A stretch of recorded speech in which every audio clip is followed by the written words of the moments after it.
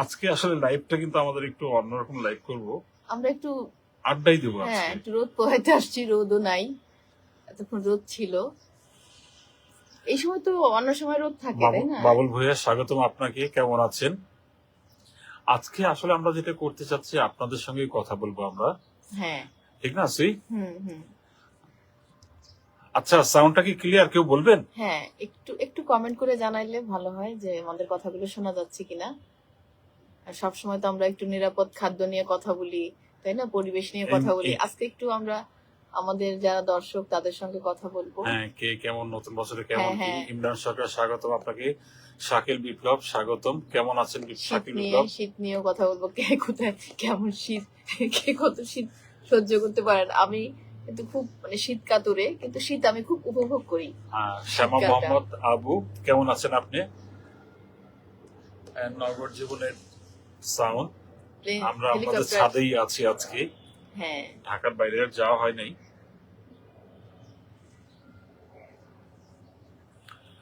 Ahmed MD Ahmed, স্বাগতম আপনাকে। আজকে মানে আড্ডা তো আড্ডায়, আড্ডার তো কিছু একটা বিষয় থাকেই। ও ক্লিয়ার, আনাম মামুন, ধন্যবাদ আপনাকে। ইয়েস, সাউন্ড ক্লিয়ার উনি জানাচ্ছেন। এই যে দেখেন যে আজকের সেটের মধ্যে না কয়েকটা জিনিস আছে না, দেখেন যে একটা গোলাপ আছে, দুটো গোলাপ, ডানে এবং বামে দুটো গোলাপ। তো আরো অনেকগুলো গোলাপ ছিল, সুমন মিয়া স্বাগতম। গোলাপগুলো সব ঝরে গেছে। সরকার সুজিত, ইংরেজি নববর্ষের শুভেচ্ছা নিলাম, আপনার জন্য শুভেচ্ছা। মনির হোসেন নাহিন, কেমন আছেন আপনি? তো এই গোলাপ নিয়ে যেটা বলছিলাম, আপনি দেখেন যে এই গোলাপটা হচ্ছে সাদা গোলাপ। আমরা এটা কোথা থেকে আনি? ফরিদপুর থেকে না? হ্যাঁ, মেজদার ইসলাম। হ্যাঁ, আমার বড় ভাই বাগান থেকে নিয়ে এসে সাদা গোলাপ, ছোট্ট একটা চারা, চারা না, ডাল। ডাল। তা প্রথমে না কয়েক বছর সাদা হলো গোলাপ, কিন্তু আমার কাছে মনে হচ্ছে যে বিবর্তনের একটা ব্যাপার। দেখেন এই সাদা গোলাপটা এবছর কেমন গোলাপি গোলাপি, হ্যাঁ কেমন গোলাপি গোলাপি, এটা একটু দেখা যাচ্ছে, দেখছেন এই যে গোলাপি হয়ে গেছে। এই যে দেখেন একটু পিঙ্কিশ কালার হয়ে গেছে। তা শুধু এই ঘটনাটা না, এই পিঙ্ক কালার হওয়ার আর একটা ঘটনা আপনাদেরকে দেখাই। আমাদের বাগানে দুই ধরনের, মানে হ্যাঁ একটু আমাদেরকে ক্যামেরাটা যেহেতু সেলফি মোডে আছে, মাঝে মাঝে চলে যায় আর কি ডিরেকশন নিয়ে, আমাদেরকে তখন একটু হাত নেড়ে বুঝবেন যে আপনাদেরকে বিদায় জানাচ্ছি না। এই যে দেখেন আর একটা, হ্যাঁ এইটা দেখেন একটা নয়নতারা, কালারটা কি কেউ মনে করতে পারছেন, বলতে পারছেন? এই নয়নতারা কালারটা কি? মেজেন্টা কালার হয়ে গেছে, ঠিক না? দেখেন অনেকটা মেজেন্টা, কিন্তু এটা খুব হালকা গোলাপি ছিল। হ্যাঁ এটা পিঙ্ক ছিল আসলে, ঠিক আছে। এই যে ক্যামেরা চলে যায়, পিঙ্ক ছিল। তা এই দুটো ঘটনার যেটা বলতে চাচ্ছি যে দেখেন এখানে কি বিবর্তন, বিবর্তন কি খুব দ্রুত হচ্ছে। হ্যাঁ, এটা বিবর্তন কি খুব দূরত্ব হচ্ছে কিনা, এত দ্রুত হয়ে যাচ্ছে বিবর্তন গুলো যে কয়েক বছরে গোলাপ তার কালার চেঞ্জ করলো। আমরা কিন্তু কোনো কিছু ক্রস করিনি, কিচ্ছু না। হ্যাঁ, আমাদের বাগানের একটা বৈশিষ্ট্য আছে, সেটা হচ্ছে আমাদের এই ছাদ বাগানে, সেই ছাদ বাগানের বৈশিষ্ট্য হচ্ছে আমরা কোনো রাসায়নিক সার, কোনো কীটনাশক ব্যবহার করি না, সবই হচ্ছে অর্গানিক। সেই অর্গানিক বলতে কি, মাঝে কিছু গোবর, গ্রামে গেলে আমরা কিছু গোবর কিনে নিয়ে এসলাম, শুকনো গোবর। আর আমাদের যে রান্নাঘরের প্রতিদিনের যে ওই তরি তরকারি কাটা হয়, যেটার উচ্ছিষ্ট যে অংশটা, ওইটা আমরা পচায় গাছে দিই। আর আরেকটা ব্যাপার আছে, আমাদের বাগানের কোন একটা গাছ আমরা কিনি নাই। তা যেটা বলছিলাম যে এই বাগানে এরকম বিবর্তন হওয়ার কারণটা কি আসলে? বিবর্তন আগে তো বিবর্তন হতে অনেক বছর, আপনারা জানেন যে আমাদের ফসলের মাঠে কিংবা শাকসবজিতে যখন কীটনাশক স্প্রে করা হয়, তখন কিন্তু আপনার দেখা যাচ্ছে যে যেই কীটনাশকের জন্য যে ওষুধটা স্প্রে করা হলো, সেই ওষুধটা হচ্ছে ওই কীটনাশক কিংবা ওই কীট কিংবা তার কয়েকটা প্রজন্মের পর্যন্ত কাজে লাগে, কিন্তু তারপরে ধরেন 4 পুরুষ পরে যে কীটটা জন্ম নিল, ওই একই ওষুধে কি কাজে লাগে? ওখানে কিন্তু একটা প্রতিরোধের বিবর্তন তৈরি হয়ে যায়। মানে ওই ওষুধে কিংবা ওই বিষে সে কীট পতঙ্গগুলো আর মরবে না, তারপরের প্রজন্মগুলো শক্তি সঞ্চয় করে ফেলে। তো এই বিবর্তন নিয়ে আমাদেরকে ভাবাচ্ছে খুব, আসলে এই বাগানের বিবর্তন নিয়ে আপনার যদি কারো কোনো অভিজ্ঞতা থাকে আমাদেরকে জানাবেন, এখনো জানাতে পারেন, লিখে জানাতে পারেন। একটাই তো সমস্যা আমাদের লাইভ প্রোগ্রামগুলোর, যে আমরা কথা বলতে পারছি না, আমরা বলে যাচ্ছি, আপনাদের লিখতে হচ্ছে। দিবা নাইম নাইম হ্যাঁ, দিবা আপনাকে স্বাগতম। তোরাফ আলী এসছেন, স্বাগতম আপনাকে। আমরা তো কখন আসলে লাইভ করতে এসে আপনাদের কে কি আমরা শুধু আমাদের মতো করে বলে চলে যাই, হ্যাঁ, ঠিক হ্যাঁ। আছে? তো এবার আজকে সুহির একটা নিষেধ ছিল না, আজকে একটু আজকে আড্ডা আজকে দেবো। আমরা কোনো মানে কি বলবো, ওই উপদেশ না। নীলাৎপল আনিকা, নীলৎপল বা নীলৎপল, হ্যাঁ সুন্দর নামটা। স্বাগতম আপনাকে আনিকা।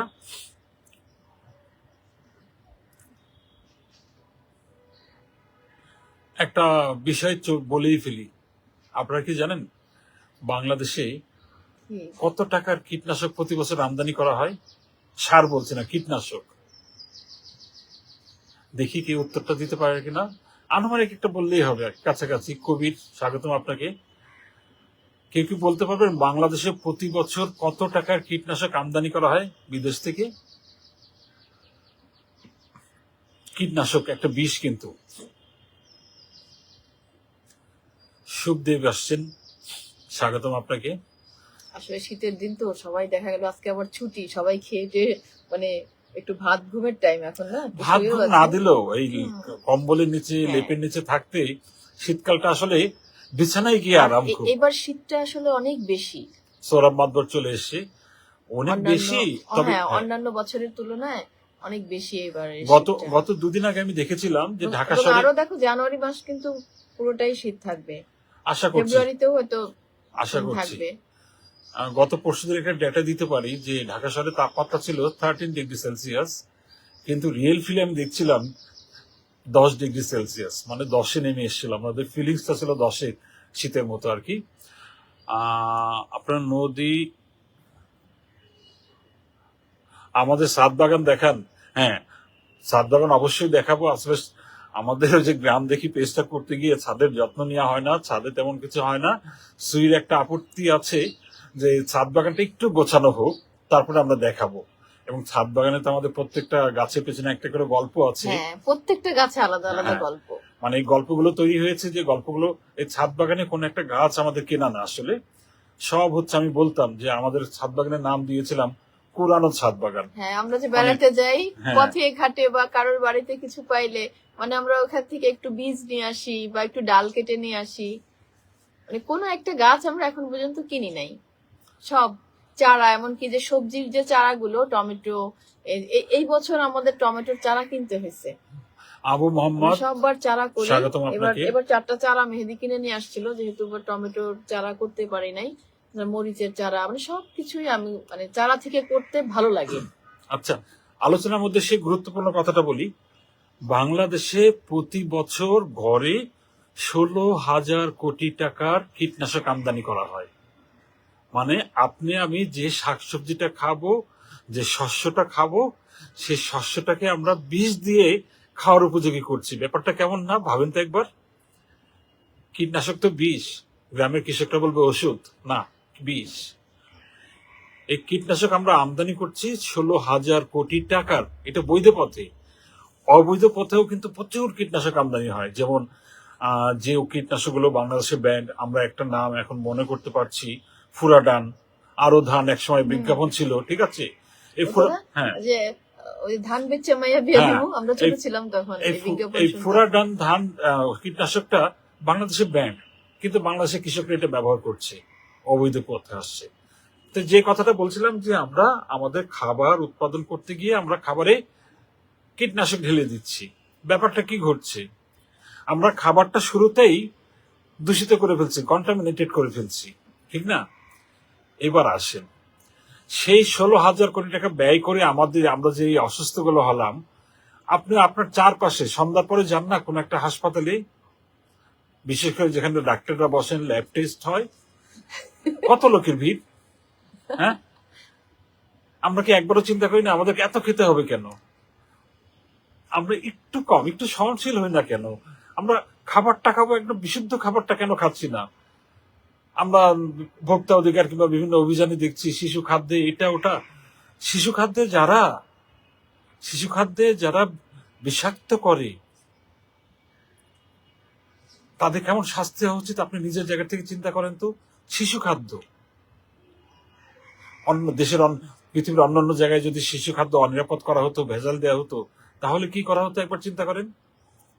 আমি খুব সিরিয়াস বিষয় চলে যাচ্ছি। যাই হোক, এখন আপনাকে বলি যে 16,000 কোটি টাকা দিয়ে আমি কীটনাশক কিনলাম, খেয়ে আমি অসুস্থ হলাম, আমার শরীর তো নানা ধরনের অসুস্থ হলো। আপনারা জানেন শরীরের একটা অঙ্গ প্রত্যঙ্গের সঙ্গে আরো 4-5টা অঙ্গ প্রত্যঙ্গ জড়িত থাকে, মানে ওই শরীরের রোগ হচ্ছে বাঙালির মতো, কাউকে উঠতে দিবে না। যখন একজনকে পা ধরে নামাবে, সবাই ধরে নামাবে, 10-12টা ধরে নামাবে। এক একটা রোগ হচ্ছে আমাদের তাই। কোন একটা কীটনাশকের জন্য আমাদের শরীরে একটা রোগ ঢুকে গেল, তারপর কি হচ্ছে। এবার আর একটা পরিসংখ্যান বলি, 16,000 কোটি টাকা লাগছে আমাদের কীটনাশক আমদানিতে। আমরা সে রোগের চিকিৎসা করছি প্রতি বছর 32,000 কোটি টাকার উপরে, এবং তা দিন দিন বেড়েই যাচ্ছে। আমি কীটনাশক দিয়ে খাবার উৎপাদন করলাম, আমি টাকা খরচ, অসুস্থ হলাম টাকা খরচ করে, আবার টাকা খরচ করে সুস্থ হতে যাব, তারপর কি পুরোপুরি কেউ সুস্থ হতে পারছে? আমাদের ফুডকে আগে নিরাপদ করতে হবে, যত যাই বলেন। এটার কোনো বিকল্প নাই। বাংলাদেশের নাম্বার 1 ম্যান্ডেটরি যদি কোনো কাজ হয়, মানুষের খাদ্যকে নিরাপদ করা। এই জন্য দরকার আমাদের প্রয়োজনীয় একটা রেগুলেশন করতে হবে, গ্রামে গিয়ে কৃষককে বোঝাতে হবে, সবাইকে বোঝাতে করতে হবে। আমাদের মৌলিক চাহিদার মধ্যে প্রধান হচ্ছে খাদ্য। হ্যাঁ, আজাদ আবুল কালাম, আমি সরাসরি বলছি না, আপনি যে মত একদম প্রকাশ্যে, যারা শিশু খাদ্যে ভেজাল দেয় তাদের প্রকাশ্যে এনে তাদের শাস্তি কার্যকর করা উচিত, এবং আমাদেরকে গ্রামে গ্রামে গিয়ে কৃষককে বোঝাতে হবে। এই যে দেখেন, প্রকৃতি তাদের বিবর্তন করে দিচ্ছে, সাদা গোলাপ কেমনি পিঙ্কিশ হয়ে যাচ্ছে, হয়তো আর 4-5 বছর পরে দেখবো যে এই পুরো গোলাপটাই পিঙ্ক হয়ে গেছে, গোলাপি রং ধারণ করেছে। নেচার তার নিজের মতো কাজ রাহুল করছে। পারভেজ লিখছে, আছি আছি ভাই, যারে জড়ো সরো 72-এ বুড়ো। আমরাও জ্বরে, শীতে অনেক জড়ো সরো হয়ে থাকি। গ্রামে বিশেষ করে অনেক শীত, কিন্তু শহরে ঢাকায় একটু হ্যাঁ। কম। গ্রামগুলোতে একটু খোলা জায়গা থাকে, গাছগাছালি বেশি, মানে ওইসব জায়গাগুলোতে বিল এলাকা বিশেষ করে, না ফাঁকা এলাকা। হ্যাঁ, ফাঁকা তবে এলাকাগুলোতে ঢাকা শহরে যেটা ঠান্ডাটা অনেক হচ্ছে, বেশি। এত মেশিন চলছে, এত গাড়ি ঘোড়া চলছে, এত মানুষ। হ্যাঁ, একটা গাড়ির, বিশেষ করে বড় একটা বাসের পেছনে যদি কেউ দাঁড়ান, বুঝবেন যে কত তাপ নির্গত হয় মোহাম্মদ সে বাস আহমেদ থেকে। লিখছে, কেমন আছেন? আমরা ভালো আছি ভাই, আপনি কেমন আছেন? আচ্ছা, আপনাদের ভিডিও অনেক ভালো লাগে। ধন্যবাদ তাই? আহমেদ, আপনাকে হ্যাঁ। অনেক ধন্যবাদ। আপনাদের ভালো লাগে বলেই তো আমরা ভিডিও বানানোর সাহসটা পাই, সত্যিকার অর্থে। আসলেই। হ্যাঁ, নিখিল চলে এসছে, নিখিল হাজং, স্বাগতম আপনাকে।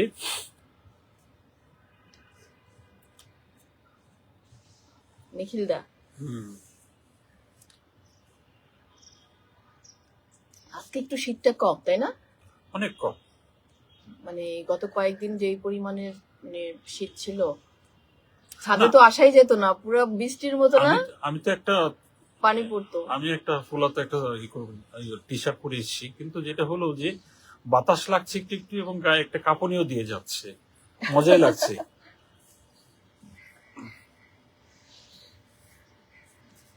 বেশ অনেক পাখি ছাদে আসলে দেখা যায় যে কত রকমের পাখি। হ্যাঁ, এটা কিন্তু জানেন, আমরা কিন্তু আমাদের মনে হয় না আর পারবো, তোমাকে সেই আশঙ্কার কথাটা বলবো। আমাদের ঘুম ভাঙে কিন্তু ঘুঘুর ডাকে। হ্যাঁ, পাশের ছাদে ওই কিছু বাঁশের একটা ভ্যারাইটি আছে, ছোট ছোট বাঁশ, সম্ভবত ওইখানে বাসা করেছে, নতুন বাচ্চা ফুটিয়েছে। কিন্তু গতকালকে দেখলাম পাশের ছাদে 2টো বিড়াল এবং 2টো বাচ্চা। তা এক জায়গায় কি পাখি আর বিড়াল থাকতে পারবে কিনা আমার সন্দেহ আছে। তবে আমরা এখন পাই, বুলবুলি পাই, অনেক নাম জানা অজানা পাখিও পাই, টুনটুনি পাই। অনেক পাখির নাম জানি না, কালকে তোমাকে দেখালাম না, ছোট্ট একদম মুনিয়া টাইপের। হ্যাঁ, মুনিয়া না, মানে ঠোঁটটা একটু লম্বা, দুইটা, একটা ছিল ব্লু আর একটা হচ্ছে অ্যাশ কালার, মানে ঠোঁট লম্বা, হ্যাঁ, অনেক লম্বা, একটু মানে দেখতে একই রকম, দুইটা পাখির গঠন একই রকম। হামিং বার্ড কিনা জানি না, বিকজ হামিং বার্ডের ঠোঁটটা লম্বা হয়, সে ফুলের ভিতর থেকে একদম ঠোঁটটা ঢুকিয়ে তারপরে মধুটা বের করে নেয়। খুব কি উঠছিল না বসেছিল? ও না, তাহলে না, হামিং বার্ড সবসময় উড়ে আর কি, প্রচুর শক্তি খরচ হয়। আপনারা জানেন কি না যে হামিং বার্ড এত শক্তি খরচ করে ওড়ার সময় তাকে প্রচুর কার্বোহাইড্রেট লাগে। তার সহজলভ্য কার্বোহাইড্রেট হচ্ছে মধু, ফুলের মধু। পাপড়ি কাকে দিচ্ছ? হ্যাঁ, না আমরা কিন্তু চেষ্টা করি ফুল না ছেড়ার, হ্যাঁ, সচেতন ভাবে ফুল ফুলগুলো ছেড়ে ঝরে না। গেছে। হ্যাঁ, এগুলো ঝরে গেছে বলেই এখন পাপড়িগুলো ছড়িয়ে দিলাম সবার জন্যই। কোভিড স্বাগতম আপনাকে, অবরুদ্ধ রব রব স্বাগতম আপনাকে। কেউ কোনো প্রশ্ন করছেন না যে আমরা উত্তর দিব, বলছিলাম আজকে আড্ডা হবে, তারপরে একটু ভারী ভারী কথা বলে ফেলছি। হ্যাঁ, তুমি একটু সুযোগ পাইলেই বলতে শুরু করে দাও। না এগুলো তো খুব বলা হ্যাঁ, দরকার, দরকার, ভয়েস রেস করা দরকার। কাউকে না কাউকে তো বলতে হবে। হ্যাঁ, অনেকেই বলছে সে কণ্ঠগুলো এক জায়গায় হওয়া দরকার। হুম।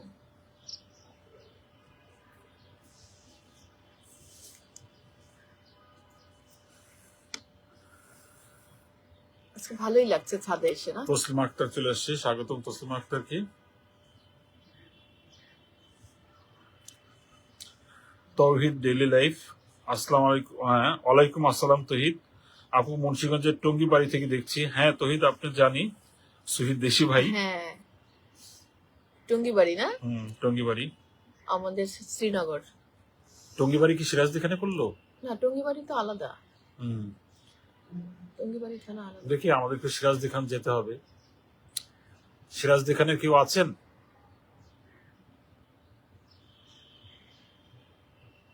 জাহিদ ব্যাপারী ছাদ ঘুরে, হ্যাঁ দেখাবো জাহিদ ব্যাপারী।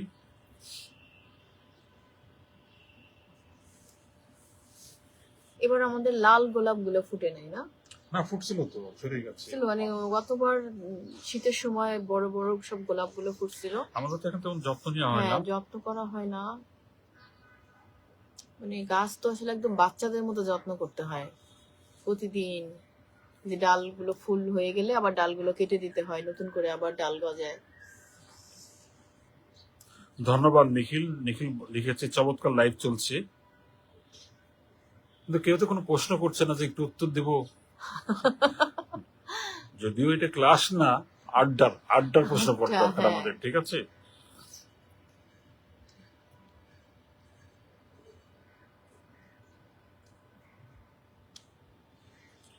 তৌহিদ ডেইলি লাইফ, তৌহিদ বোধহয় কোন একটা ফার্মিং এর সঙ্গে জড়িত আছে মনে হয়, আমি ছবি দেখেছিলাম এরকম। নিজাম আসছেন, নিজাম স্বাগতম আপনাকে।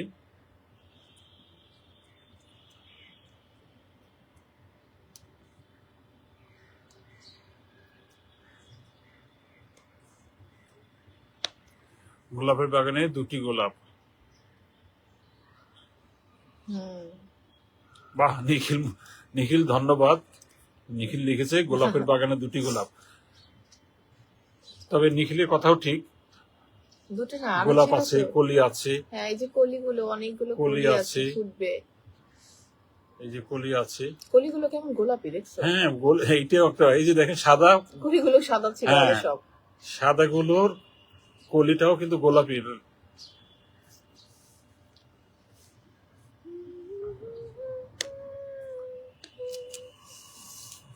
গোলাপকে বলা হয় ফুলের রানী।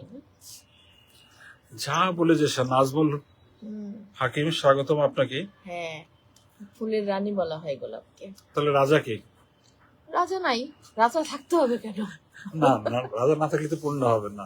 কেন হবে না? তাহলে আমি বলে দিলাম সূর্যমুখী হচ্ছে ফুলের রাজা। তাই না? মনির খান স্বাগতম আপনাকে। সূর্যমুখী। হ্যাঁ, সূর্যের সঙ্গে যার সখ্যতা। আচ্ছা আপনারাই বলেন, গোলাপ যদি রানী হয় ফুলের, তাহলে সূর্যমুখী কি রাজা না? সূর্যমুখা হইতে হবে তাহলে, সূর্যমুখা। কেন মুখ হয়ে যাবে না?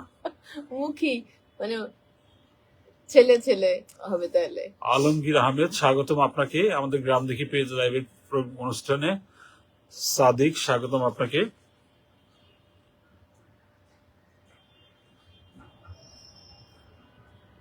শীতে সবাই জড়ো জড়ো। আমি তো একদম সারাক্ষণ মোজা টুজা টুপি পরে থাকি। আজকে একটু শীত কম বলে টুপি পরি নাই, তারপরেও সাথে করে নিয়ে আসছি। বলে পুরো না। আচ্ছা আপনারা কি জানেন? হয়তো জানেন, তারপরে বলছি। এই শীতকালে কিন্তু বাংলাদেশে কিংবা ভারতে কিন্তু বরফ পড়তো। একটা গান শুনবেন, নিখিল হাসান, গায়ক তো আপনি। কে দাদা গান শোনাবে? হ্যাঁ, ও গান শোনাতে যাচ্ছে।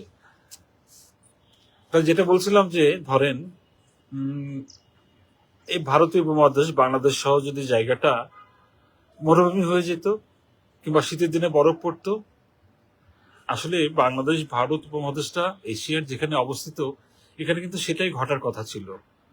অর্ধেকের বেশি মরু হয়ে যাওয়ার কথা ছিল। আর শীতের সময় হচ্ছে পুরো ভারতীয় উপমহাদেশ যদি বলেন, পুরো জায়গাটা হচ্ছে বরফের নিচে ডুবে থাকতো। তাতে ফসল নষ্ট হয়ে যেত। ফসলই হতো না। হুম। এবং শুধু তাই না, যে শীতকালীন আমাদের যে বাংলাদেশে এত বড় একটা বদ্বীপও হতো না। বাংলাদেশের এই আশীর্বাদ কথা থেকে আসছে জানেন? একটা জায়গা থেকে। অনেকে হয়তো বুঝতে পেরেছেন উত্তরটা আছে, তারপরেও বলি, হিমালয়। তুমি কি এটা জানো? হিমালয় যদি না থাকতো, কারণ হিমালয় যেটা করছে, এই সাইবেরিয়ার যে হাওয়াটা, ঠান্ডা হিমশীতল হাওয়া, ওটা আটকে দিচ্ছে হিমালয় পর্বতমালা। হিমালয় পার হয়ে ওটা ভারতে ঢুকতে পারে না। আবার কি হয়, গ্রীষ্মের সময় যে মৌসুমী বায়ুটা ওই বঙ্গোপসাগর থেকে, ইন্ডিয়ান ওশান থেকে উঠে যখন ভারতীয় উপমহাদেশের উপর দিয়ে, বাংলাদেশের উপর দিয়ে উত্তর মেরুর দিকে যাইতে থাকে, তখন হচ্ছে হিমালয় আটকায়। যদি না আটকাতো কি হতো, ওই মেঘ ও রাশি চলে যেত একদম উত্তরে। তখন বাংলাদেশ, ভারতে এত বৃষ্টি হতো না, এই জায়গাটা এত সবুজ হতো না। তো বুঝতে পারছেন হিমালয় আমাদের জন্য কত বড় আশীর্বাদ। হুম। লুসি আসছে, লিখেছে, হ্যালো প্রিয় সুহি এবং ভাইয়া, কেমন আছো? আমরা ভালো হ্যাঁ, আছি। আমরা ভালো লুসি, আছি, তুমি কেমন আছো? লুসির সঙ্গে অনেকদিন দেখা হয় না। পলিথিন মুক্ত উর্বর মাটি চাই, কৃষি সমৃদ্ধ বাংলাদেশ গড়ি, কৃষকদের সহায়তা করি। তা তো অবশ্যই চাই নিখিল, এটা তো অবশ্যই দরকার। তার আগে আমাদের দরকার খাদ্য এই নিরাপদ দাদা করা। লিখছেন নিখিলদা? হ্যাঁ, হ্যাঁ। এই পলিথিন মুক্ত বাংলাদেশ গড়া কিন্তু খুব কঠিন কিছু না, জানেন, খুব সহজ। একটু কঠিন হবে নিরাপদ খাদ্য উৎপাদন। এখন বলবেন যে এত সহজ কেন? খুব সহজ। ইটসেলফ পলিথিনের কোনো সমস্যা নেই। পলিথিন নিজে থেকে পরিবেশ দূষণ করছে না। আমরা কি করছি, সে পরিবেশের, ন্যাচারাল পরিবেশের জায়গায় পলিথিনকে আমরা ছুঁড়ে ফেলছি। পলিথিনকে বলছি তুমি পরিবেশ ইচ্ছে মতো দূষণ করো। আমরা যদি পলিথিনটা ব্যবহার করে নির্দিষ্ট জায়গায় ফেলে দিতাম, এবং সেখান থেকে কত কিছু রিসাইকেল করে কত উৎপাদন, আর উৎপাদনের মহাসাগর বয়ে দেওয়া যেত। আমরা পলিথিন দিয়ে হাওর, নদী, বাওর, ড্রেন সব জায়গা ভরে ফেলছি। মামুন শাহ, স্বাগতম আপনাকে। আচ্ছা, অনেকটাই সময় গেল না কিছুই, হুম। আমাদের লাইফটা শেষ করা দরকার নাকি? নাজমুল হাকিম, স্বাগতম আপনাকে। এখন তো অনেকেই আসতেছে। হুম। আমার আবার লাইভে কথা বলতে গেলে খুব পানির তেষ্টা পায়, হ্যাঁ, ভয়ে বুক শুকায় আসে। কিন্তু বললাম পানি আনবো নাকি, তুমি বললেন না পানি লাগবে না। হ্যাঁ, লুসি লিখেছে, হ্যাঁ সত্যি খুব মিস করি। লুসি কি মিস করেন, গ্রাম দেখি না আমাদের কি? আমাকে মিস করে। ও, তোমাকে মিস করে। হ্যাঁ, ও, তুমি বুঝে ফেলছো, আমি তো হ্যাঁ। বুঝলাম না। তাসলিমা আক্তার, এই যে স্বাগতম সময় আপনাকে। করে চলে আসো বাসায়, আমরা আড্ডা দিব। অনেকদিন দেখা হয় না লুসির সঙ্গে। হ্যাঁ, লুসি একদিন চলে আসেন, দরকার এরকম লাইভ আড্ডাতেই বসে হ্যাঁ, যাবো। আমরা আড্ডা দিব। আমিন গাজী, স্বাগতম। সৌরভ মাতবর আছেন। আমার না এরকম শীত ভাল লাগে যে সকালে শীত থাকবে, রাতে শীত থাকবে, আর সারাদিন একটু স্বাভাবিক মানুষ কাজকর্ম করতে পারবে। কিন্তু এই গত কয়েকদিন এত শীত গেল যে তুমি মাথা নিচু করো না, তাহলে ক্যামেরাটা ই করে। ও, হ্যাঁ, শীত নিয়ে তুমি কাবো, সবাই কাবো না। আমি একটু কাবু হই, কিন্তু আমার ভালো লাগে। হ্যাঁ, শীতকালে অনেকে পানি কম খায়, কিন্তু আমি কিন্তু সেটা করি না। আমি সবসময় একটু মানে গরম পানি খাই। অনেক গরম না, একটু হালকা কুসুম গরম পানি খাই। আর হ্যাঁ, গরম গরম পানি। অনেকেই আছে কিন্তু শীতকালে পানি কম খেতে চায়, যে শীত লাগতেছে পানি খাবো না, কিন্তু পানিটা কিন্তু খেতে হয়। ধন্যবাদ লুসি। হ্যাঁ, ফুল দুটো খুবই সুন্দর, কিন্তু ফুলের কিন্তু আরেকটা দিক আছে, এবার একটু ঘুরিয়ে দেই না থাক। ফুলটা, না ফুলটা সবাই উল্টো দিক থেকে দেখছে। আমি একটু ফুলের সামনের দিকটা দিয়ে দিই। এই, তোমাকে দেখা যাবে না। অসুবিধা নেই, আমার থেকে ফুল অনেক সুন্দর। এই যে, এই এই এই ক্যামেরা চলে গেছে, ফুলের ইসে ক্যামেরা চলে গেছে। তাই হ্যাঁ তাহলে ঘুরাই দিব হ্যাঁ আগে যেভাবে ছিল। হ্যাঁ হ্যাঁ না এটা বেশি হয়ে গেল, এই যে চলে এসছে। হ্যাঁ, হুম, চলে আসছে, যাক। একটা ফোন চলে আসছিল। হ্যাঁ, লাইভ করার সময় তো এটা আসলে ডেটা দিয়ে করি, ফোনটা অন থাকে, ফোন চলে আসলে কিছুই করার থাকে না, অসহায়ের মতো সেই ফোনটাই কেটে দিতে হয়। কিছুটা অসহায়ত্ব, কিছুটা অভদ্রতার সঙ্গে ফোন কেটে দিতে হয়। সাদিক সাদিক স্বাগতম আপনাকে।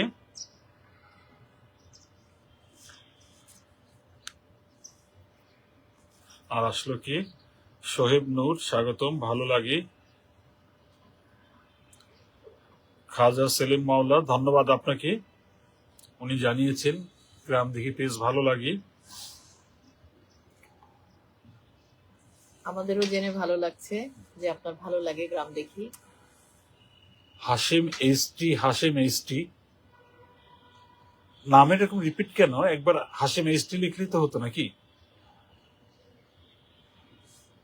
অনেক বড়। অনেকেই দেখি যে রিপিট করে। হাশেম এইচটি, আপনাকে একটা ছোট্ট তথ্য দেই, পৃথিবীর অনেক বিখ্যাত মানুষগুলোর নাম কিন্তু খুব ছোট হয়, বুঝছেন? বড় নামের মানুষগুলো বিখ্যাত হয় না, আমি জানি না কেন এটা, ফেসবুকে দুইটা নাম লাগে না? জানি না আসলে। আমিন গাজী, স্বাগতম।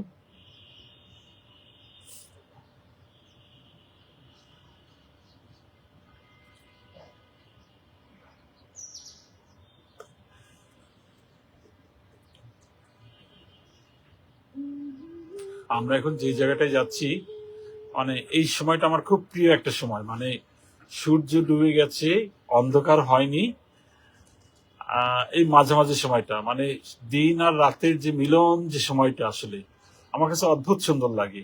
হুম। চৌধুরী শুভ, শুভ বিকেল। আবার সকালটা মানে একদম সূর্য যখন শুভ ইয়ে হয়, আপনার ওই জন্য শুভ সময়টা। বিকেল।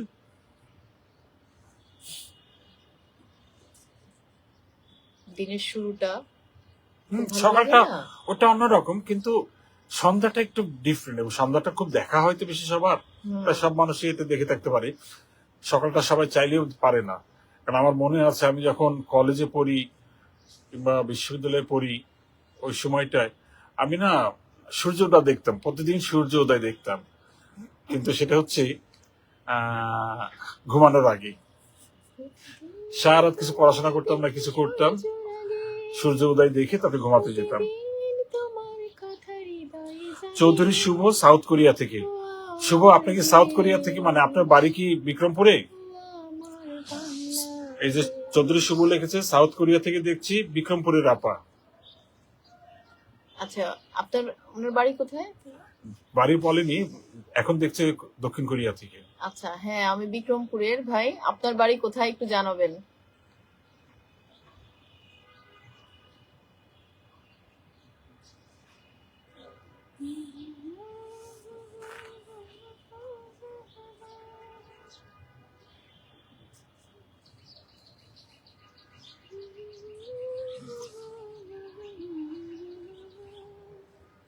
আমাদের গ্রামে ঘোরার অভ্যাস তো, মানে বাসায় ছুটির দিনে বাসায় থাকলে একটু কেমন যেন লাগে না? অস্বস্তি হ্যাঁ, লাগে না? একটু মানে অলস অলস লাগে, মানে দিনটা কাটতে চায় না। বাইরে ঘুরলে মনে হয় যে কিভাবে যে দিন চলে যায় খুঁজেই পাই না, যে কি তাড়াতাড়ি একটা দিন চলে যায়। এখান থেকে ওখানে যাইতে যাইতে যাইতে যাইতেই তো দিনের অনেকটা হয়ে যায়। সমর রায়, স্বাগতম। শোভন শাহাবুদ্দিন, স্বাগতম আপনাদেরকে।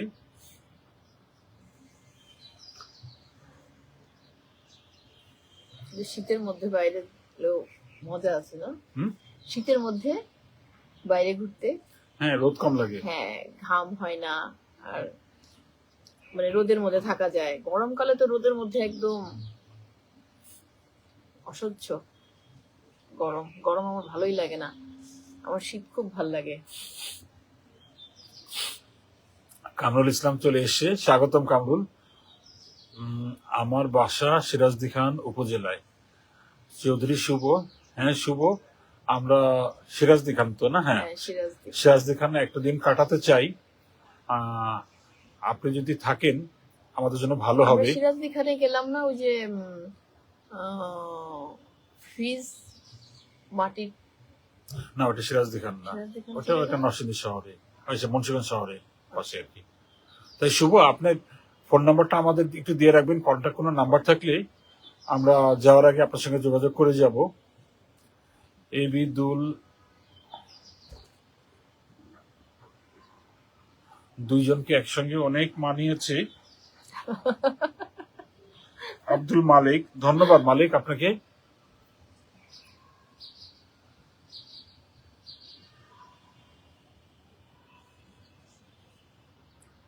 নিখিল রেখেছে কেন হলো দেখারে আপনাদের সঙ্গে, আপনার কেন গান, কেন দাদা? হ্যাঁ আপনার গান শুনবো বলেই দেখা হয়েছিল। দেখা না হলে আমরা দাদার গান শুনতাম কিভাবে, তাই না? হ্যাঁ সেটাই। কি জানো দাদার ওই গানটা, যে পাখি আদর বোঝে না তারে আদর করতে যেও না। দাদা আপনার মতো পারি না। দাদা এই গানটা খুব ভালো গায়। ও, শুভ সাউথ কোরিয়াতে থাকেন? জি, আর দেশে আসলে জানাবেন। হ্যাঁ, যারা দেশের রুস্তম বাইরে আলী। থাকে তারা তো দেশকে খুব মিস করে, তাই না? দেশের মানুষ দেখলে তাদের খুব তাহলে ভালো আমরা একটা লাগে। কাজ করতে পারি, শুভ আপনার বাড়ি গিয়ে একদিনকে আপনার বাড়িটাই আপনাকে দেখাতে পারি লাইভ করে, কেমন হয়? হ্যাঁ, এখন তো সবাই ভিডিও করে, এখন তো হ্যাঁ। অনেক সহজ হয়ে গেছে। এখন অনেক সহজ হয়ে গেছে। মানুষ প্রতিদিন তার বাড়িতে কিছু নতুন কেনা হইলো সেটাও ভিডিও কলে দেখে, বাচ্চা জন্ম হইলো, হ্যাঁ সবাইকে দেখে। কিন্তু আগে কিন্তু এরকম ছিল না। আমার মামাদেরকে দেখতাম বিদেশে যাইতো, যখন আসতো বাচ্চারা আর কাছে যাইতো না, বুঝছো? অচেনা, চেনা মানে হয়ে যায়। আমার বড় মামা আসছে অনেকদিন পরে ওই ইরাক থেকে। তো আমার মামা তো বোন ছোট্ট, ও ওই ঘরে ঘুমাবে না। ও আমার নানির কাছে যে বলে যে আমি ওই ঘরে ঘুমাবো না, আমাদের ঘরে একটা লোক ঘুমাইছে, ওই ঘরে আমি থাকবো না। ওরে যতই বলে যে না ওইটা তোমার বাবা, সে না, তার কাছেও যাবে না আর ওই ঘরে ঘুমাবে না। এক দূরত্ব হয়ে যায়। হ্যাঁ, দূরে পরে তৈরি সে হয়ে যায়। আইসে রাতে আমার নানির ঘরে এসে ঘুমাইছে বাচ্চা, পরে ঠিক হয়ে গেছে। কিন্তু ওই সময়টা মানে খুব মানে ই করতো। আর আমার মামা তো ভাইদের দেখতাম, মানে ওদের যে আকুতি দেখতাম, আমারই বয়সের, ওরা একটু ছোট, যখন ওই যে প্লেন যাইতো না, ওই প্লেন দেখলে যে ওরা কি করতো, দৌড়াইতো, হ্যাঁ ও বাবাকে। প্লেন, হ্যাঁ চিঠি দিয়ে যাও, হ্যাঁ এরকম করতো।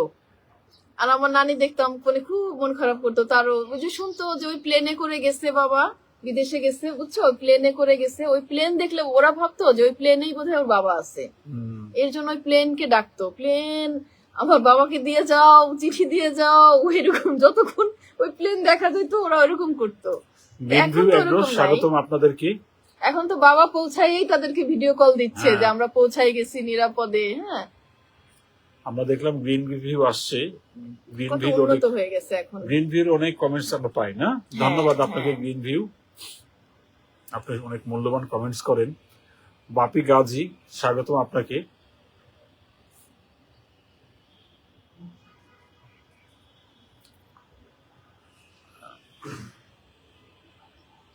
গ্রিন ভিউ, হ্যাঁ গ্রিন ভিউ, ওয়ালাইকুম আসসালাম। জি ভাইয়া, আপনাকে দেখতে পেয়েছি, থাকেন। কোনো প্রশ্ন থাকলে করেন, আমরা উত্তর দিব। আজকে আমাদের নামটা দেখেছেন আড্ডা। আজকে আমাদের কোনো নির্দিষ্ট কোনো ই নাই যে এই বিষয় নিয়ে কথা বলবো, তা না।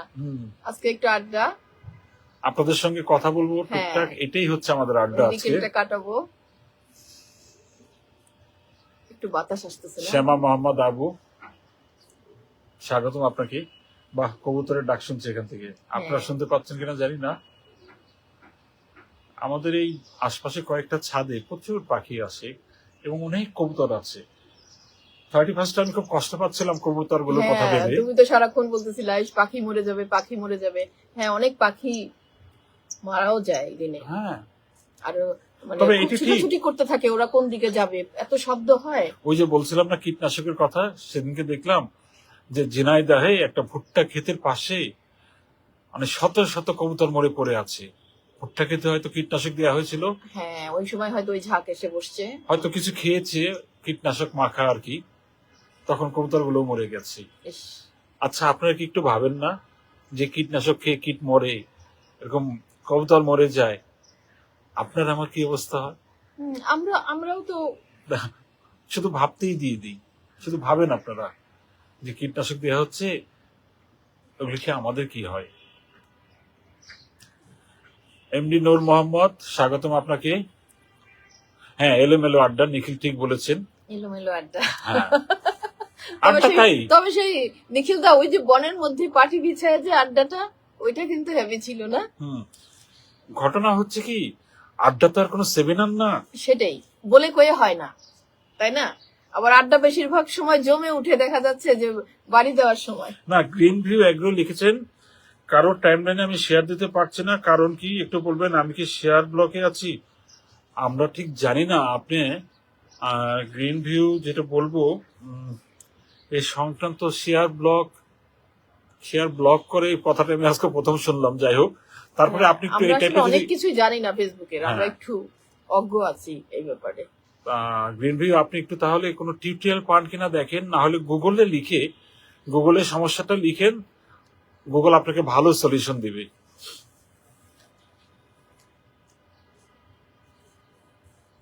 কাঞ্চন কুমার নন্দী, কাঞ্চন কুমার নন্দী, কি বাহ, সুন্দর নাম না? আমার কাছে খুব সুন্দর লাগলো নামটা। কাঞ্চন মানে তিনটা আলাদা আলাদা নাম। কাঞ্চনের, তিনটাই সুন্দর। হ্যাঁ, কুমার এবং নন্দী তিনটাই আলাদা নাম, তিনটার নাম মিলে একটা নাম আবার।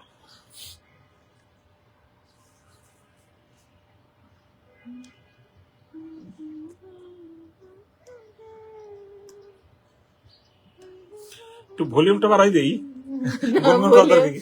ভলিউম বাড়ানো যাবে না। আমরা ছোটবেলায় আড্ডায় গান গেলে সবাই চলে যাবে। না, ছোটবেলায় যেটা করতে বুঝছো, আড্ডায় কোন একটা বন্ধু হয়তো গান গাচ্ছে, তখন বলতো, এই একটু ভলিউমটা বাড়া না।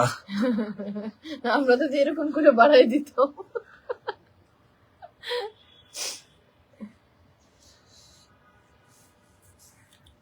আচ্ছা, অনেক আড্ডা দিতে গিয়ে আজকে কিন্তু অনেক বড় আড্ডাই হলো আর কি। কেন আজকে সমস্যা কি? আড্ডাই তো বলছি যে আড্ডা দিব। শীতকালে দেখো, শীতকালে খাবার দাবার গুলো খুব মজার না? সব সবজি যত মজার, মানে সবজিগুলো কালারফুল, সব সবজিগুলো কিন্তু শীতকালে পাওয়া যায়। শীতকালটাই মজার, হ্যাঁ, যদি শীতটা প্রতিরোধ করা যায়। সেটাই। আর আমাদের তো এখন শীত প্রতিরোধ করার মতন অনেক উপায় আছে। সুস্ময় দাস লিখেছেন, আপনারা কেমন আছেন? আবুধাবি থেকে দীপক। দীপক হ্যাঁ দা, দীপক, আমরা ভালো আছি। আমরা খুবই ভালো আছি। আপনি কেমন হ্যাঁ, আছেন? আপনি কেমন আছেন? তারপরে শীতকালে এই যে যেমন হাঁসের ডিম তো আমরা সারা বছর খাই না, মানে শুধুমাত্র শীতকালে খাই। তারপর হাঁসের মাংস, আমার সবচেয়ে মজা লাগে কি জানো? হাঁসও ওই আমরা যে সারা বছর খাই দেশি না। হাঁস আছে না, হ্যাঁ, পাতি হাঁস যেটা। এবং একটু ডার্ক কমলা রঙের হয়ে যায় কুসুমটা, ওইটা আমার কাছে দুর্দান্ত লাগে। হ্যাঁ, এবং হাঁস আমরা শুধু শীতকালে খাই, মানে আগে একটু কয়েকবার খাইতাম, এখন আমরা একবার খাই, তাই না বলো? এবছর খাইনি, একবার খাবো না। এবছর এখনো খাইনি। গতবার আমরা হাঁস খাইলাম এই বিক্রমপুরে যেয়ে, না বিক্রমপুরে যেয়ে না, আমার ছোট বিক্রমপুরে? বোনের বাসায়। হ্যাঁ, সবাই আসছিল, ওইখানে আমরা হাঁস খেলাম। তার আগের বছর খেলাম মেজদার বাসায়। হুম। এই বছর এখনো খাওয়া হয়নি, এবছর খাবো, জানি না কোথায় খাবো, বাসায়ও খেতে পারি, অন্য কোথাও খেতে আমার পারি। ছোটবেলার এক বন্ধু চলে আসছে, মেঘেলাল। কনকনে শীতের জমি আড্ডা চলছে, শুভকামনা তোমাদের জন্য। কেমন আছিস হেলাল? ও সুন্দর একটা দেশে থাকে, হ্যাঁ, অনেক ধন্যবাদ আপনাকে। আমাদের সঙ্গে কোথায় থাকি? কানেক্ট হওয়ার জন্য। এই হেলাল, তুই কি ফিনল্যান্ডে থাকিস না কোথায় থাকিস, একটু জানাই দিস। সুই জানতে চাচ্ছিল। মানে শীতের দেশে থাকি হ্যাঁ। কিনা। গ্রিন ভিউ স্বাগতম, গ্রিন ভিউ জানিয়েছে পরামর্শ দেওয়ার জন্য অনেক অনেক ধন্যবাদ। আপনাকেও ধন্যবাদ গ্রিন ভিউ এগ্রো। আসলে দেখো, এই যে লাইভ আড্ডা করলে কিন্তু অনেকের সঙ্গে মানে তৈরি হয় না? হ্যাঁ, সেটাই।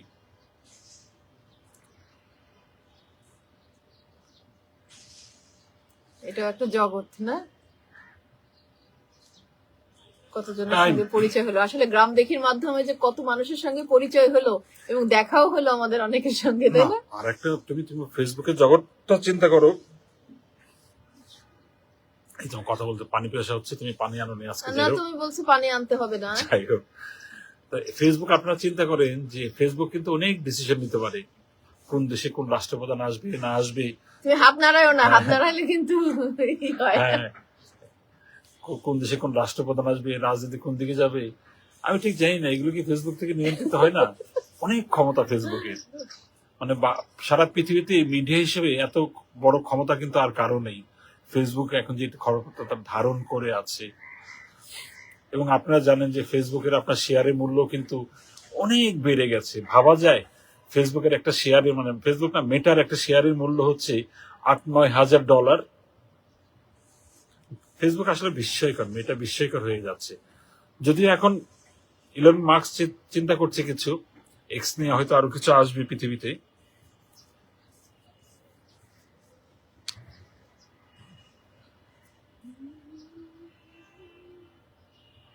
রেশমা চলে আসছে। রেশমা, স্বাগতম আপনাকে।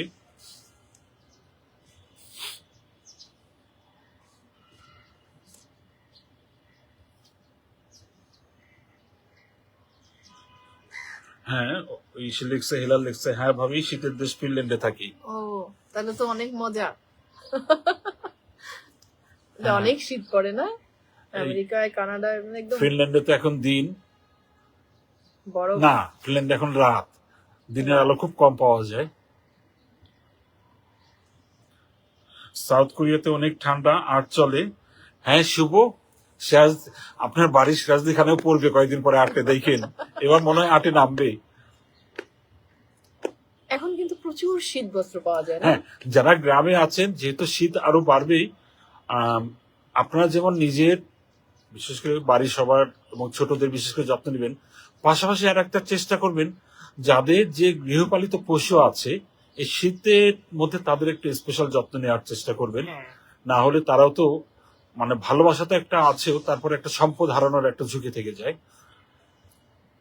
আমরা ওই যে গাজীপুরে বনে দেখলাম না, গরু একজন একটা কম্বল পরায় রাখছে। হ্যাঁ, আমরা তো ভিডিও দিলাম না, হ্যাঁ, এটা ভিডিও খুব আছে ভালো আমাদের। লাগছে ওটা হ্যাঁ। দেখে। আরো অনেক গরু ছিল, তারা কিন্তু খোলাই ছিল, কিন্তু একটা গরুকে দেখলাম, মনে হলো যে হ্যাঁ, গ্রিন ভিউ চলে যাচ্ছে, কাজ আছে, ভালো থাকবেন গ্রিন ভিউ। আপনার জন্য শুভেচ্ছা সব সময়। আবার দেখা হবে না অন্য কোনো লাইভে। নিখিল লিখেছে মন জড়ানো আড্ডা। তবে যত যাই বলি, ওই সামনের আড্ডা আর এই আড্ডার মধ্যে হাজার দুটো দুই হাজার, রকম হ্যাঁ না? দুটো দুই রকম। তবে এটা হ্যাঁ দুটো দুই রকম, এটা ঠিক বলেছে, কোনো আড্ডাকে ছোট করা যাবে না। এই এখন আড্ডা যদি ধরো নিখিল দা এখন থাকতেও দাদাকে বলতাম দাদা একটা গান শোনান, হ্যাঁ কিন্তু এখন তো দাদাকে বলতে পারতেছি না দাদা গান শোনান। না, আবার ধরো যে সাউথ কোরিয়া থেকে একজন আসলো, হ্যাঁ, এত দূরের থেকে হ্যাঁ, আমরা হ্যাঁ ফিনল্যান্ড থেকে connect হেলাল হচ্ছি, আসলো, এটাও তো একটা এটা বিশাল একটা ব্যাপার। হ্যাঁ মানে দুটো দুই রকম সৌন্দর্য আছে। পঙ্কজ মন্ডল লিখেছে ভাইয়া কেমন আছেন? আমি ভালো আছি। সুইকে বলবে তুমি কেমন আছো?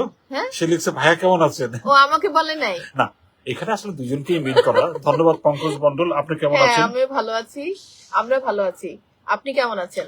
লুসি লিখেছে তোমাদের সাথে তো চা কফি হলে তো জমি আড্ডা হতো। হ্যাঁ লুসি, হ্যাঁ। চলে আসেন। শীতের মধ্যে চা, উফ, আমি তো মানে গরম খাবারের মধ্যে হাত দিলেই মনে হয় যে আমি শীত উপভোগ করতেছি। মানে প্রত্যেক সময় আমি যখন গরম খাবারের ভাত হোক, খিচুড়ি হোক, যেটাই হোক, আমি যখন খাবারের মধ্যে হাত দেই আমার গরম লাগে শীতের মধ্যে, মানে আমি কৃতজ্ঞতা প্রকাশ করি। আমি মেহেদিকে বলি দেখো শীতের মধ্যে আমরা এই গরম খাবারটা খেতে পারতেছি, মানে ভীষণ ভালো লাগে। হ্যাঁ, দীপক কি আর লিখেছে? চা কফি তো শ্রী আছে। হ্যাঁ, সুমন দাস দীপক কি লিখেছে? কি সত্যি বলেছেন, আজকে হাঁসের মাংস দিয়ে খেয়েছি, দেশের বাড়ি থেকে পাঠিয়েছে আবুধাবি থেকে দীপক। মানে দীপককে বাংলাদেশ থেকে নিশ্চয়ই ঘরে মা আছে।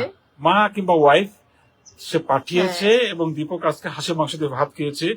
দীপক, শুনে আমরাও খুব আনন্দিত হলাম হ্যাঁ, যে আপনি এত দেশি দূরে রান্নার স্বাদটা পেয়েছেন আবুধাবিতে বসে।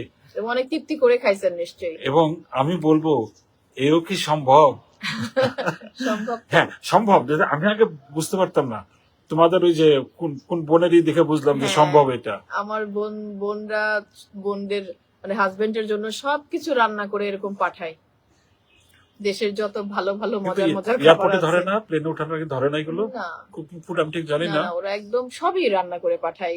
এমনকি আরিয়াল বিলের শাপলা, তার জামাই বিলের শাপলা খেতে পছন্দ করে, ওই শাপলাও সে পাঠায়, বুঝো। নিখিল জানতে চেয়েছে কি দিয়ে খাওয়া দাওয়া করেছেন। নিখিল, আমি হাত দিয়ে খাওয়া দাওয়া করেছি আজকে।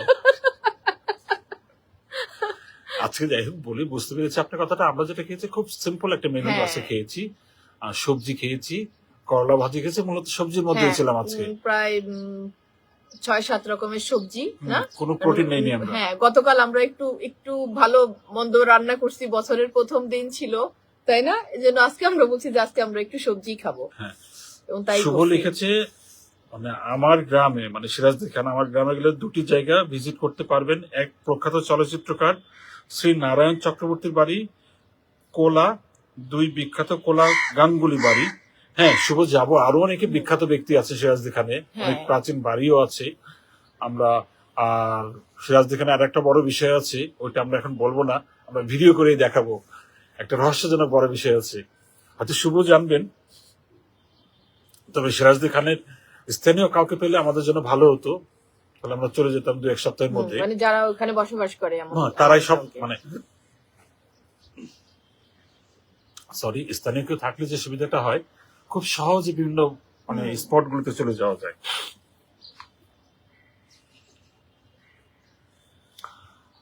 এবং এই যে লাইভের কথা যেটা বললা, যে সরাসরি আড্ডা আর ফেসবুকে আড্ডা, মানে তুমি কি সরাসরি এতগুলো মানুষকে এক জায়গায় করতে পারতা?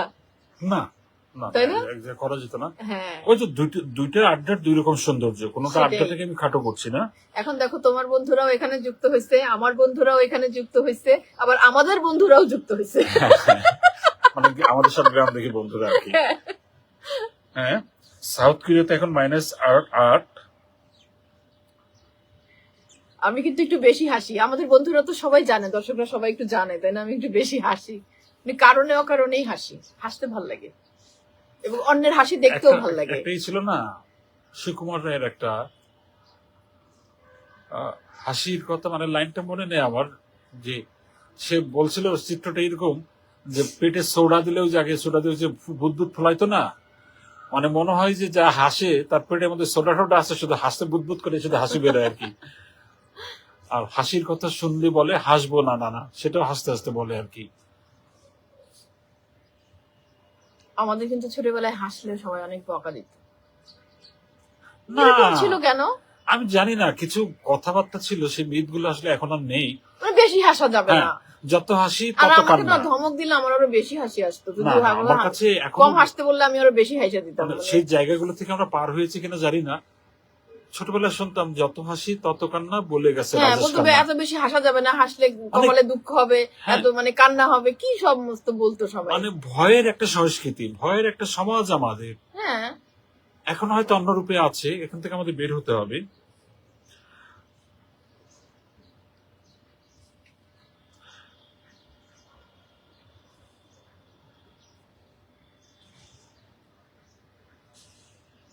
আচ্ছা, তাহলে আমরা শেষ করেছি আজ, না আরো কিছু কাজ আছে, কালকে ভিডিও আছে, কাজ অনেকগুলো কাজ জমে আছে। বন্ধুরা সবাই ভালো থাকবেন, আর কি বলবো, সবাই ভালো থাকেন, গ্রাম আর দেখে ঠান্ডা সঙ্গে যাতে থাকেন। না লাগে সেই ব্যবস্থা করবেন। ঠান্ডা হালকা, হ্যাঁ, এবং ঠান্ডা জনিত রোগে আক্রান্ত হবেন না, একটু সতর্ক থাকলেই হয়ে যাবে। কিন্তু এই যে মেহেদী হাসান কি করে, সে একটু হিরোগিরি দেখায়, সে কখনো টুপি পরে না, এই যে জ্যাকেটটা সে খুলে রেখে দিছে, একটা গেঞ্জি পরে আছে। হ্যাঁ, আমি কিন্তু আবার তা না, আমি এটা তো কিন্তু হিরোগিরি না আসলে। ঠান্ডা লাগলে এগুলো অনেকে মনে করে কি আমি আমার আমি সে- টুপি পরবো, মানুষ তুমি- বলবে আমি তুমি ঠান্ডায় আমাকে- কাতর। তুমি আমাকে সেই জায়গায় নিয়ে যাচ্ছ কেন? আমার যখন প্রয়োজন তখন আমি অনেক মানে হেভি জ্যাকেট পরি আমি না। উদাহরণ দিলাম আর না, কি, উদাহরণ তোমাকে না, তোমাকে সরাসরি বলি নাই, কিন্তু এরকম আমার- অনেকে আছে না তোমার মতো আর কি, যে না এবং আমি টুপি পরবো না, কিন্তু দেখা যাচ্ছে যে তার অনেক ঠান্ডা লাগতেছে, টুপিটা পরলে তার হয়তো ঠান্ডাটা কম লাগতো। না, আমি মানে আমাদের বন্ধুদেরকে বলি আসলে, শ্রী যে অভিযোগটা করেছে একটু একতরফা হয়ে গেল, ওকে খণ্ডনও করছি না। আমার যেটা হচ্ছে ঠান্ডা এবং ঠান্ডাজনিত রোগটা কম হয় আর কি, এটা সে বোধহয় আমার। গরম মানে শীতকালে একদম ঠান্ডা পানি দিয়ে গোসল করবে, তারপরে গরম পানিও খাবে না। আমি কিন্তু তা না, আমার শীত আসছে, আমি একটু পানিটা একটু গরম পানি মিলাই নিব, মানে একদম সরাসরি তোমার ঠান্ডা পানি জায়গাটা দিয়ে তুমি ঠিক আছে, আমি আমি গোসল চেষ্টা করি করি, না। আমি চেষ্টা করি যতটা ন্যাচারাল থাকা যায়। ঠিক আছে বন্ধুরা, সবাই ভালো থাকবেন, গোলাপের শুভেচ্ছা সবাইকে আবার। সি হ্যাঁ, সবাই অনেক ভালো থাকবেন। আর শীত তো খুব কম সময় পাই আমরা, শীতটাকে যত ভাবে পারা যায় উপভোগ করবেন। উপভোগ করেন, সবার মঙ্গল কামনায়।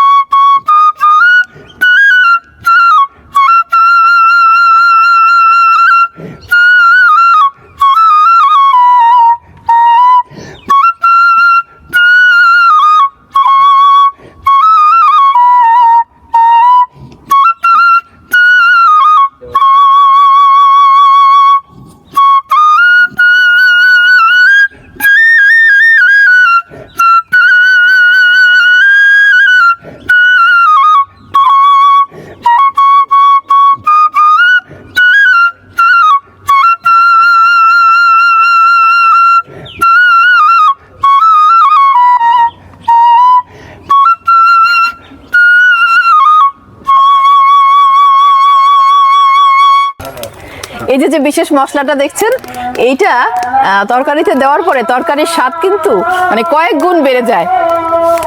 রান্না তো অনেকেই দেখেছেন, গ্রামের রান্না, শহরের রান্না, বিভিন্ন অঞ্চলের বিভিন্ন রকমের রান্না। তো আজকে আমরা যেটা দেখাবো সেটা হচ্ছে বেদে পল্লীর রান্না। বেদেরা কিভাবে রান্না করে আজকে আমরা তাই দেখবো এবং আপনাদেরকেও দেখাবো। এখন তো শীত চলে আসছে, শীতের ফুলকপি, তেল গরম হয়ে গেছে না? আচ্ছা, পেঁয়াজ আর কাঁচামরিচ দিয়ে দিল রোনা আপা। আচ্ছা, এখন এটা একটু ভাজা হবে না? হ্যাঁ। এই চুলাটা কিসের তৈরি? সিমেন্টের। মানে কি এটা কেনা? হ্যাঁ, কিনে আনছি।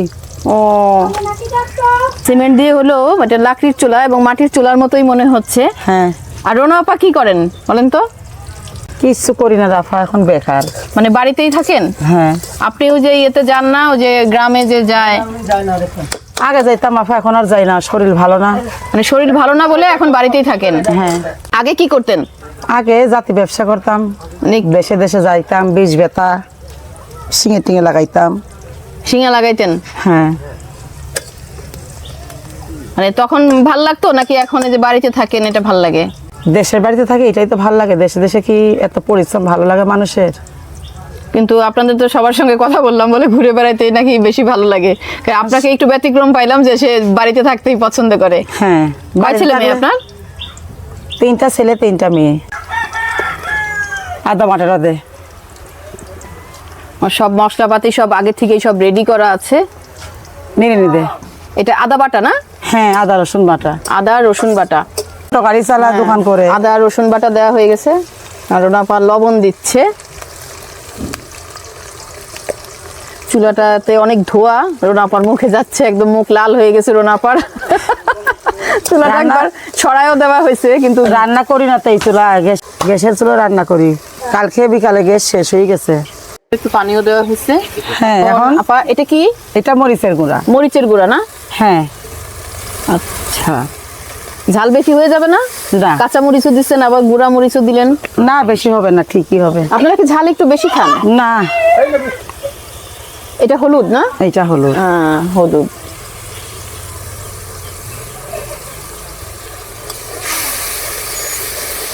আচ্ছা, আপনি দেন, আমি একটু নাড়ি। আচ্ছা, দিতে থাকেন। আর কোনো মশলা দিবেন না? দেব।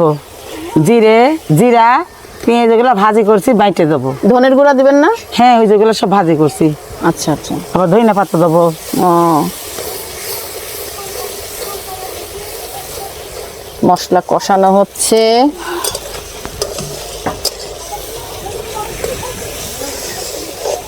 লাকড়ির চুলার রান্না কিন্তু অনেক মজা হয়, তাই না আপা? আপনি তো গ্যাসেও রান্না করেন, হ্যাঁ, আবার লাকড়ির চুলায়ও রান্না করেন, কোনটা ভালো লাগে বেশি? ভালো লাগে তো যেটা আরাম বেশি সেইটাই। তরকারি কোনটা স্বাদ হয়? এই যে রান্না করে এই যে লাকড়ির চুলা। হ্যাঁ, তেলটা উপরে উঠে আসছে, মানে মশলাটা কষানো হয়ে গেছে। দেখি আপা কি করে। রান্না প্রায় আমাদের মতোই কাছাকাছি, আমরা ওইভাবেই করি। দেখ তোর ভাই দে না, অল্প দেবো, কত করে রাখবি আমার লিগে।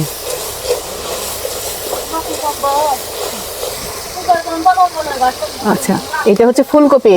হ্যাঁ। এটা কি আগে ভেজে রাখছেন না? হ্যাঁ হ্যাঁ, ভেজে রাখছি আচ্ছা। তেল দিয়ে। রুনাপা আগে এই ফুলকপিটা একটু তেলে ভেজে রাখছিল, বাকিটা তুলে রাখলেন যে? পুরোটা দিবেন আমি না? তো পাঙাশ মাছ খাই না পা, এই জন্য ওইটুকু আমি আলাদা রান্না করে খাবো। ও আচ্ছা, আপনি পাঙ্গাস মাছ খান না কেন? খাই না, ছোটবেলা থেকে আমার ভালো লাগে না, আমি খাই না। ও, তুমি পানি দে। একটু পানি লাগবে। আমি ছোটবেলা থেকে পাঙাশ মাছ চাষের কোনো মাছই খাই না। বাচ্চারা পছন্দ করে না, হ্যাঁ। এর জন্য রান্না করেন। এই হচ্ছে আমাদের দেশের মা, মানে নিজে খান না পাঙ্গাস মাছ, কিন্তু বাচ্চারা পছন্দ করে বলে সে বাচ্চাদের জন্য রান্না করতেছে এবং নিজের জন্য একটু ফুলকপি আলাদা করে তুলে রাখছে, সে হয়তো ওই ফুলকপিটা দিয়েই ভাত খাবে।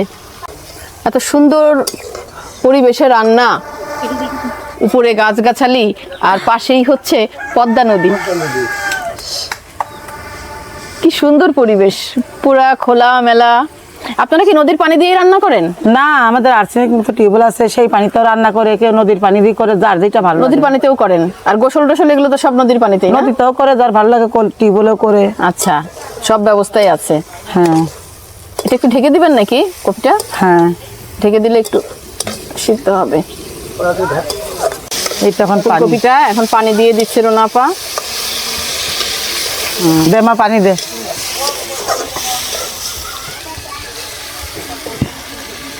ওই ওই ওই পানি ভালো আছে, দে।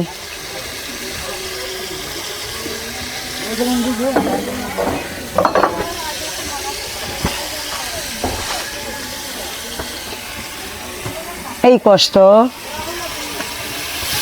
এটা কি গরম পানি? না, ঠান্ডা ঠান্ডা পানি না, গরম পানিটা দিলে ভালো হয়। এখন একটু ঢেকে দিবেন না? হ্যাঁ, মাছটা কখন দিবেন? এই যে পানিটা একটু গরম হলেই দিয়ে দেবো। আচ্ছা, আপা মাছটা আগেই ভেজে রাখছে।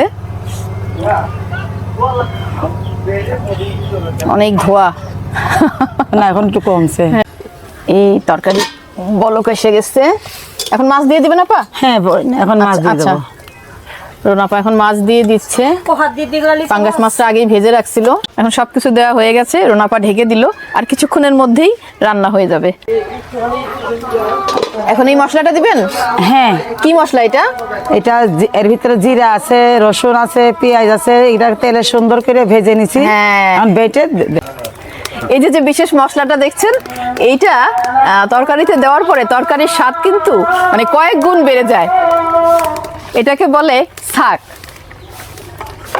আপা ঠিক বলছি না? হ্যাঁ, হ্যাঁ। শাক বাটা বলে না? হ্যাঁ, এটা একদম শেষের দিকে দেওয়া হয়। এটা অনেক অঞ্চলে খায়, তবে বিক্রমপুরে একটু বেশি খায়। বিক্রমপুরে সবকিছুতে, মাংসতে, বিশেষ করে মাংসতে তো দিবেই। আর এই যে ভাজা যে তরকারিগুলো, যে মাছ ভেজে রান্না করা হয়, এই তরকারিতে দেয়। লবণ প্রথমেও একবার দেওয়া হয়েছে, আবার শেষের দিকে একটু মানে লবণ দেখে, মানে প্রথমে কমই দেওয়া হয়, হ্যাঁ। শেষে লাগলে আর একটু দেওয়া হয়। আবার শেষের দিকে লবণ দিলে কিন্তু মানে লবণের যে গুণগত মান, সেটা কিন্তু ঠিক থাকে, আয়োডিনটা পাওয়া যায়। রান্না কমপ্লিট? হ্যাঁ, রান্না করা শেষ। এখন মাছটা মনে হয় অনেক বড় ছিল। হ্যাঁ, কয় কেজি ওজন? 4.5 কেজি। 4.5 কেজি।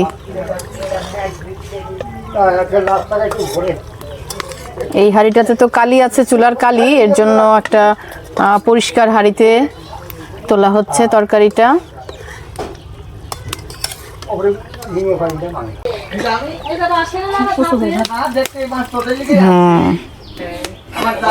সুন্দর একটা কালার হয়েছে তরকারির। এই যে রান্নাটা শেষ হয়ে গেছে, এই যে দেখেন কি সুন্দর একটা কালার আসছে। এই গ্রামের রান্না যদি আপনাদের ভালো লাগে, কমেন্ট করে জানাবেন, তাহলে আমরা আরো বেশি বেশি করে এরকম গ্রামের রান্নার ভিডিও করব। ওই নদী, আমি তোমাকে ভালোবাসি নদী। তোমার চোখ বলছে নদী আমাকে ভালোবাসে, তোমার মন বলছে নদী আমাকে ভালোবাসে।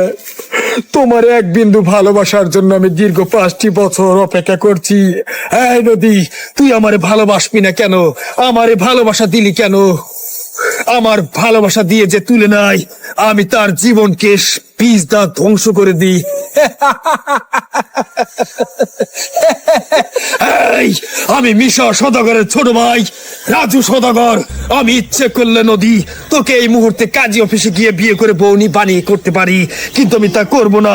আমি মাদ্রাসায় লেখাপড়া করছি, আমি আবুল মাস্টারের ছেলে, আমার বাবার সম্মান আছে, আসন আছে, তাই এখনো সময় আছে। আমাকে ভালোবাসা, আমার মনকে ঠান্ডা করে দে, নাইলে আমি তোর ছোট ভাই রাজা ইন্সপেক্টরে খুন করে আমি দাফন করে কবরে দিয়া পাঠা দিয়ে আসমু। তাই কি আমার বিয়া করবি না? তাহলে বুঝছি বিয়া না করলে আঙ্গুলটা সোজা তুলতে হবে, তাই না? এই নদী, তুই কি ভুলে গেছিস আমি আর তুই যখন চলন বিলের বাঁকে ঘুরতে গিয়েছিলাম, শাপলা শালু তুলতে গিয়ে আমি সাপের ঠোকর খেয়েছিলাম। আমি যখন সাপের ঠোকর খাই, তুমি আমার ওই সময় হাসাহাসি করছিলা, যন্ত্রণা দিচ্ছিলা। আমি তখনই বুঝতে পারছি তুমি আমাকে মনের থেকে ভালোবাসো না নদী, তুমি আমাকে মনের থেকে ভালোবাসো না। তাই আমি তোমার কাছে শেষবারের মতো বলছি নদী, তোমার এক বিন্দু ভালোবাসা দিয়ে আমার জীবনকে নতুন ভাবে সাজিয়ে দাও, নাহলে আমি আমার নিজের জীবন নিজেই মৃত্যুবরণ নিয়ে খেলা করবো নদী। কথাটা মনে রাখিস, আমি নইলে তোর জীবনকে লালা ফান্টুস করে দেবো, ফান্টুস। এতক্ষণ মিশা সওদাগরের ডায়লগ দিল, আসলে ওনার নাম রাজু সওদাগর। উনি মূলত একজন চিকিৎসক। উনি বাড়ি বাড়ি ঘুরে মানুষের চিকিৎসা করেন। এই যে এই সাইকেলটা দেখছেন, এই সাইকেলে করেই উনি বিভিন্ন গ্রামে গ্রামে ঘুরে, ওই যে ব্যাগ আছে, ব্যাগের মধ্যে ওষুধপত্র রাখে। রাজু সওদাগরের খুব ইচ্ছে, মানে ওনার ভিলেন হওয়ার এতই শখ যে উনি মিশা সওদাগরের সঙ্গে নামের মিল রেখে ওনার নিজের নাম উনি রাজু সওদাগর রেখেছেন, এবং ওনার খুবই ইচ্ছে যে উনি বাংলাদেশের 1 নম্বর ভিলেন হবে। আচ্ছা, এই এলাকার নাম কি? এলাকার নাম হচ্ছে হইলো সোনগাছা ইউনিয়ন, অর্থাৎ ঝিনাইগাতি গ্রাম, থানা সিরাজগঞ্জ, জেলাও সিরাজগঞ্জ। ও, আপনি সিরাজগঞ্জের সাওয়াল। জি। ওই সুহি, আমি যদি তোরে ঢাকা কারণ বাজারে মাছের আড়তের কাছ থেকে তোর মামু রমজান ডাকুর কাছ থেকে 20,000 টাকা দিয়ে কিনা না লইতাম, তাহলে কি তোর আমি বিয়া করে বউ বানাতে পারতাম?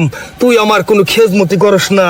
আমি কাল্লু মামা, এই ঢাকা শহরের টপ মাস্তান। আমার নাম শুনলে এমপি মন্ত্রী পর্যন্ত ভয় করে, আর তুই আমাকে খেজমত না কইরা ওই আবুল মাস্টারের খেজমত করস। এই যে একটা বিশেষ ঘর দেখছি, দেখো, মানে এইটা হচ্ছে একদম দোতলা একটা ঘর, বুঝছো? দোতলা ঘর, নাকুচু আছে, ঝুল বারান্দা আছে, নিচে হচ্ছে খোলা বারান্দা। এরকম ঘর দেখছো আগে? হ্যাঁ, দেখবো না কেন? কোথায়? আমি তো বিক্রমপুরের মেয়ে, ও। ঘর দেখবো না? তুমি যে মায়ের কাছে মাসির বাড়ির গল্প করতেছো কিন্তু। না, আমার কাছে একটু ঘরটা একটু অন্যরকম লাগলো। আমি তো এত দেখিনি তোমার মতো। মানে এই ঘরটাকে আপনারা দোতলা কেন বলছেন? এটা দোতলা বলছে, এর কারণ হচ্ছে এটা ফুল দোতলা, উপরেও ঝুল বারান্দা এবং নিচেও খোলা বারান্দা।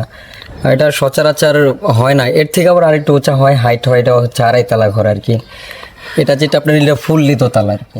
এই দোতলাটা কেন? ওখানে আমরা দেখলাম যে 6 ফিট করে আছে। 6 ফিট করে আছে। আর এখানে কত ফিট করে? এখানে এই একটা বেড়া 6 ফিট, উপরে একটা বেড়া 6 ফিট, এর উপরে আবার আপনার 18 ইঞ্চির বর্ডার, মাঝখানে আবার 24 ইঞ্চি প্লাস বর্ডার আছে।